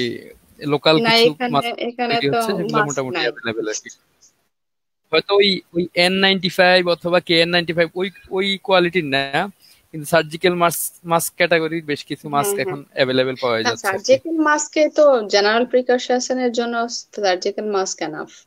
আর N95 তো তোমাদের নর্মালদের জন্য না, N95 হচ্ছে যারা মেডিকেল প্র্যাকটিশনার্স তাদের জন্য, আমাদের মতো না, ওই নর্মাল মানুষদের জন্য না। ডাক্তারদের ওই জিনিসটা খুব, না মানে ডাক্তারদের আইটেম গুলার হ্যাঁ, খুব ক্রাইসিস আর কি, যে N95 হ্যাঁ, অথবা হ্যাঁ, KN95 যেটা ডাক্তারদের জন্য এখানেও প্রেসক্রাইব সেম, করা, এখানেও ওই সেম, জিনিসটা ডাক্তারদের এগুলো অনেক নাই। ক্রাইসিস। নর্মাল লোকাল যে মাস্ক গুলা সাধারণ মানুষের জন্য হ্যাঁ, সেটা অ্যাভেলেবেল হুম, হুম, আছে। হ্যাঁ, হ্যাঁ, না এখানে কোনো তো মাস্ক নেই। ইভেন এমন অবস্থা, আমি দোকানে গেছি, দোকানে সাইনবোর্ড লাগানো যে আমাদের এখানে কোনো স্যানিটাইজার এবং মাস্ক না, আমি কি বলবো। আচ্ছা, তাহলে আমরা এখন তোমার আর কিছু বলার আছে? তাহলে জাস্ট আমরা এই সেশনটা ক্লোজ করতে পারি আর কি আজকের হ্যাঁ, মতো। আমি যেটা বলবো যে ব্রেনটাকে ইয়াং রাখো। ঠিক আছে, ব্রেনটাকে ইয়াং রাখা হচ্ছে তোমার উপরে, যে ব্রেন আমাদেরকে কন্ট্রোল করে কিন্তু আসলে আমি ব্রেনকে কন্ট্রোল করি। সো ব্রেনকে আমাকে কন্ট্রোল করতে দিলে হবে না। ব্রেনের দুশ্চিন্তা করা হচ্ছে ব্রেনের একটা কাজ, এই জন্য সে দুশ্চিন্তা করে। কিন্তু আমি হচ্ছে ব্রেনকে দুশ্চিন্তা করতে দিব না, কারণ আমি যদি দুশ্চিন্তা করি আমার ডার্ক সার্কেল পড়বে, আমার চুল চলে যাবে, আমি মোটা হয়ে যাব। সো আমি এই জিনিসটা করব না। যার জন্য হচ্ছে আমি আমার ব্রেনকে কন্ট্রোল করব। তো আমার ব্রেনকে কন্ট্রোল করা হচ্ছে কোনো একটা চিন্তায় বেশিক্ষণ থাকা যাবে না, এই চিন্তাটা বেশিক্ষণ থাকবো না। তাহলে দেখা যাবে যে ধীরে ধীরে আমি যখন আমার ব্রেনকে এইভাবে অভ্যস্ত করবো, সে অভ্যস্ত হয়ে যাবে। দেখবা যে আমরা কিন্তু বলি যে আমার চিন্তা করার অভ্যাস ছোটবেলা থেকে, তার মানে হচ্ছে আমি ছোটবেলা থেকে করে করে করে করে এই জিনিসটাকে বাড়াইছি।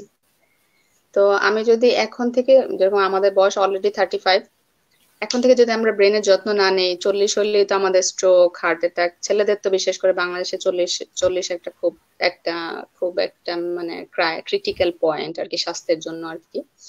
তো ব্রেনটাকে হচ্ছে যত বেশি সচল রাখা যায়, তো এটাকে একটা মেডিকেল টার্ম আছে যেটাকে আমরা বলি নিউরোপ্লাস্টিসিটি। প্লাস্টিসিটি মানে প্লাস্টিকের মতো আর কি জিনিসটাকে, যে ব্রেনটাকে করা, মডিফাই করা। এবং এটা করার মাধ্যমে তুমি হচ্ছে অনেক ধরনের রোগ, অনেক কিছু থেকে বেঁচে থাকা যাবে এবং নিজেকে কি অনেক ইয়াং রাখা যাবে। যে আমি বারবার বললাম যে ইয়াং মানে হচ্ছে যে সবকিছু মনে রাখা এবং যে কোনো জিনিস অ্যাডাপ্ট করা। যেরকম টাচ মোবাইল, দেখবা যে আমাদের বাবারা টাচ মোবাইল অনেকে চালাতে পারে না, আবার অনেকের বাবা কিন্তু চালাতে পারে। যখন কোনো বাবা দেখবা যে টাচ মোবাইল চালাতে পারে, বুঝবা যে তার ব্রেনটা ইয়াং আছে। আর যখন দেখবা যে চালাতে পারতেছে না, তার মানে হচ্ছে তার ব্রেন বুড়ো হয়ে গেছে। আমরা কিন্তু আমাদের একটা ধারণা যে বুড়া হয়ে গেছে, বুড়া মানুষ পারবে না। কিন্তু তুমি বুড়া বয়সে কতটুকু ইয়াং থাকবে সেটা তোমার এখনকার এর উপর ডিপেন্ড করে। তুমি তোমার ব্রেনকে ট্রেন আপ করো, দেখবে যে তোমার ব্রেন কি হবে, বুড়া বয়সে ঠিক থাকবে, তোমার কারো হেল্প লাগবে না, কিছু মনে থাকবে না। আলঝেইমার, পার্কিনসন যেসব ডিজিজের কথা আমরা বলি, এগুলো অনেকটাই কিন্তু এগুলোর সাথে, তোমার ব্রেনের ট্রেন আপ করার সাথে। ব্রেনকে সবসময় ব্রেনের মধ্যে হতাশা আর দুশ্চিন্তার সার্কিট দিয়ে রাখলে সে কি করবে, ঠিকভাবে কাজ করতে পারবে না। এটাই আর কি। তো তোমরা হচ্ছে সবাই ব্রেনের প্রতি যত্নবান হও। আর ভিডিওটা তো আশা করি এখানে থাকবে, তাই না? হুম, হুম, থাকবে, এখানে থাকবে। হ্যাঁ, তাহলে দেখতে পারবে। আর আরেকবার করা যায় যে কিছু ইন্টারেক্টিভ সেশন, মানে ইন্টারেক্টিভ সেশন মানে হচ্ছে পার্টিসিপেশন থাকে, তাহলে আর কি আমি একটু কুল স্টাইলে করতে পারতাম। যেরকম ধরো আজকেরটা অনেকটা হয়েছে যে আমি শুধু নিজের মতো বলে যাচ্ছি, কিন্তু আমি কিন্তু এরকম না, আমি কিন্তু অনেক কুল। হ্যাঁ, তো একটু আচ্ছা, ইন্টারেকশন থাকলে দেখা যায় যে একটু কুল ভাবে বলা যায় আর কি, তখন অনেক কিছু মনে থাকে আমাদের। কোনো কিছু শুধু বলতে গেলে দেখা যায় অনেক অনেক বোরিং হয়ে যায়, তখন কারো কাছে ভালো লাগে না। কিন্তু যদি একটু ইন্টারেকশন থাকে, একটু কুল, একটু থাকে, তখন অনেক বেশি ভালো লাগে জিনিসটা। এটা আর কি। আচ্ছা, আমার মনে হয় আমরা নেক্সট আরেকদিন আরেকটা সেশন রাখতে পারি, যেটাতে আরো 3-4 জন পার্টিসিপেট করলো, যারা প্রশ্ন করলো হয়তো তুমি মানে, তাহলে মোটামুটি একটা ইন্টারেক্টিভ না, সেশন হবে আর কি। যেরকম করা যায় যে 2-3 জন এরকম হচ্ছে জাস্ট মানে একটা ডিসকাশন থাকা যেতে পারে আর কি, যে যে কোনো একটা ডিসকাশন থাকতে পারে আর কি, প্রশ্ন করা আর কি, এখানে আসলে প্রশ্ন বুঝতে প্রশ্ন পারছি, আর বুঝতে কি, পারছি। সেটা আর কি টেকনিক গুলা শেখা আর কি, যে কিভাবে করা যায় আর কি, নিজেকে কিভাবে ইয়াং রাখা যায়, এটা আর কি। আচ্ছা ঠিক আছে তাহলে নাজমুল, অনেকক্ষণ তো কথা বললাম তাই না? হ্যাঁ, ধন্যবাদ সবাইকে বন্ধুরা আমাদের সাথে থাকার হুম জন্য। আমাদের হুম। গ্রুপের ডাক্তারি যদি কোনো পরামর্শ লাগে, গ্রুপের অ্যানাউন্সমেন্টে অনেক ডাক্তার বন্ধুর নাম্বার দেওয়া আছে। বন্ধুরা, এই সময় ডাক্তারের খুব ক্রাইসিস। হসপিটালে গেলে হয়তো ডাক্তারের এরকম সাপোর্ট পাওয়া যাচ্ছে না, বিশেষ করে যারা ইমার্জেন্সি হসপিটালে রোগী। যাওয়া তো এখন তো আমার নিষেধই তাই না? হ্যাঁ, হসপিটালে তোমরা কেউ যেও না, কারণ হসপিটাল থেকেই তো ইনফেক্টেড হচ্ছে সবাই। তো এই ক্ষেত্রে দরকার না আমাদের থাকলে কেন যাওয়া? সেটাই সেটাই তা আমাদের যে গ্রুপে ডাক্তার বন্ধুদের নাম্বার দেওয়া আছে, আমার মনে হয় তাদের সাথে যোগাযোগ করে, সবাই খুবই হেল্পফুল, মানে খুবই কুইকলি রেসপন্স করে। জাস্ট মেসেঞ্জারে নক দাও অথবা ফোনে কথা বলে তাদের সাথে যোগাযোগ করতে পারো। এছাড়া আমাদের আরেকটা ইভেন্ট চলতেছে, কাউকে সাহায্য দেওয়া অথবা কারো যদি হেল্প লাগে, সেটাও বন্ধুরা চাইলে অংশগ্রহণ করতে পারো। আহ কোনো বন্ধু যদি বিশেষ কোনো অসুবিধাগ্রস্ত মনে হচ্ছে, তাহলে আমাদের একটা আমরাই কিংবদন্তি যে ওইখানে নক করলে আমরা সামান্য পরিমাণে হয়তো কিছু কন্ট্রিবিউট করার ট্রাই করব, যেটা আমাদের গ্রুপ ইভেন্টে দেওয়া আছে। আর এই হলো, ইনশাল্লাহ আগামী প্রোগ্রামে হয়তো অন্য কোনো বন্ধু অথবা অন্য কোনো ডাক্তার অথবা অন্য কেউ থাকবে। আজকের মতো আমাদের লাইভ এখানে শেষ। নাসরিন, তুমি তাহলে কিছু বলে শেষ করে দাও। আম, আমি কি বলবো আসলে, আহ সবাই ভালো থাকো। আর যেটা আমি আমি বলবো আর কি, যে আমরা কিন্তু খুব বেশি বুড়ো হয়ে যাইনি সবার, মানে ঠিক আছে আমাদের বয়স 35 হয়ে গেছে, যে বয়সে আমরা আমাদের আম্মু আব্বুকে দেখেছিলাম এবং ভাবতাম যে ওরা অনেক বড়, কিন্তু আমরা কিন্তু এখন বুঝতে পারি যে আমরা কিন্তু খুব বেশি বড় না, আমাদের বয়স খুব বেশি হয় নাই। তো এখন হচ্ছে বয়সটাকে ধরে রাখতে হবে, আর সেটা ধরে রাখার জন্য হচ্ছে ব্রেন হেলথের দিকে নজর দিতে হবে। তো যার জন্য হচ্ছে সবাই স্বাস্থ্যের দিকে তো অবশ্যই নজর দিবা, যেরকম অনেকেরই ভুঁড়ি হয়ে গেছে অলরেডি আমাদের। তো স্বাস্থ্যের দিকে নজর দাও, নিজেকে ফিট রাখো, নিজেকে বিজি রাখো, আর হচ্ছে ক্যারিয়ার প্ল্যান করো, যে ভালো প্ল্যান কি করা যেতে পারে, আমার সামনে আমি কি করব। এই প্ল্যানটা আমরা এখন থেকে ধীরে ধীরে করতে থাকি, মানে কোনো কম্পিটিশন না, কারণ এখন কম্পিটিশনের সময় না। তো যার জন্য হচ্ছে কোনো কম্পিটিশন না, জাস্ট নিজেকে গুছিয়ে রাখা, যেরকম আহ সামনে আমি কি প্ল্যান করতে পারি, যারা বিজনেস করতাম তাদের হচ্ছে কিছু প্ল্যান করে নেওয়া, বা মানুষের কাছ থেকে আইডিয়া নেওয়া, আইডিয়া জেনারেট করা, এগুলা করা। যেরকম এখন কিন্তু যেহেতু গার্মেন্টস অনেক দিন থাকবে আর কি, তো এটার সাথে যে রিলেটেড বিজনেস আছে হয়তো অনেকদিন বেশি থাকবে আর কি, ডাউন থাকবে। কারণ আর সামনে ঈদ আছে, ঈদের সময় অনেক মার্কেট থাকে, এবার হয়তো ঈদে ওইভাবে বিজনেস হবে না আর কি, যেহেতু করোনার জন্য সবকিছু বন্ধ থাকবে। ঈদে যে মানুষের একটা বড় বাজেট থাকে, শপিং টপিং থাকে, সো এই রিলেটেড যে বিজনেস গুলো আছে সেগুলো হয়তো খুব বেশি হবে না। সো এই জন্য আমরা যেটা করতে পারি যে ক্যারিয়ার প্ল্যানিং করতে পারি, যে আমি সামনে কি করব। মানে এখন আমি যদি ভাবি যে আমার চাকরি চলে গেছে, সারা কি, মানে আমার তো আরেকটা চাকরি জোগাড় করতে হবে তাই না, আমাকে তো বেঁচে থাকতে হবে। তো ওই চাকরিটা আমি জোগাড় করব কিভাবে, সেটার জন্য নিজেকে করতে হবে। তো কারো হেল্প নেওয়ার মধ্যে কোনো লজ্জা নাই, কারো হেল্প চাওয়ার মধ্যে কোনো লজ্জা নাই। বিভিন্ন প্ল্যাটফর্ম আছে, ওই প্ল্যাটফর্ম গুলাতে বলতে পারো যে আমি অমুক জায়গায় চাকরি করতাম, আমার চাকরি চলে গেছে, বা আমার চাকরি যায় নাই, কিন্তু হয়তো আমি আশঙ্কা করছি সামনে এরকম হতে পারে, আমি কি করতে পারি, কোনো ধরনের ইনভেস্টমেন্ট ছাড়া কি ধরনের বিজনেস করতে পারি। এরকম অনেক ধরনের আইডিয়া তুমি মানুষের কাছ থেকে নিতে পারো, সেই আইডিয়া গুলো তুমি তোমার মাথায়, তোমার ব্রেনের মধ্যে করো, যে হয়তো আমাকে এরকম একটা সিচুয়েশন হতে পারে। তো এইভাবে নিজেকে হচ্ছে রেডি করা। ইভেন আমি আমার নিজে আমার ল্যাবের কথা বলবো, যে আমার ল্যাবে আমার যে মানে বস, আমার বস হচ্ছে, আমার বসের চাকরি আছে, কিন্তু আমার পাশের ল্যাবে আরেকজন ছিল, তার হচ্ছে মানে চাকরি মানে থাকবে না আর কি। তো তারা প্রফেসর লেভেলের লোকজন, ওদের লাইফস্টাইল তো আমাদের মতো না, ওরা হচ্ছে 100-200 ডলার দিয়ে মদ কিনে খায়, ওরা বড়লোক মানুষ। তো ওদের চাকরি থাকবে না, ওরা ওই ধরনের প্রিপারেশন ওরা নিচ্ছে।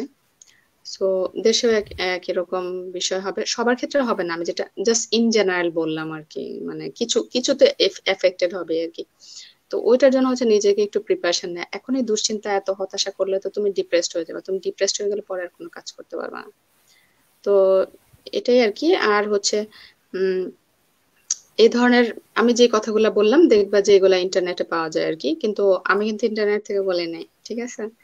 তো ইন্টারনেটে দেখবে অনেক মাইন্ড গেম আছে, অনেক কিছু আছে, কিন্তু ওগুলোর পিছনে আবার পড়ো না আর কি। যেহেতু সময়টা পেয়েছো, সবাই ফ্যামিলিকে সময় দাও এবং নিজের স্কিল গুলা হচ্ছে ডেভেলপ করো।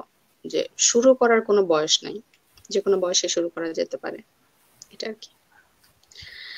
আচ্ছা তাহলে আহ আর তো কিছু বলার নেই।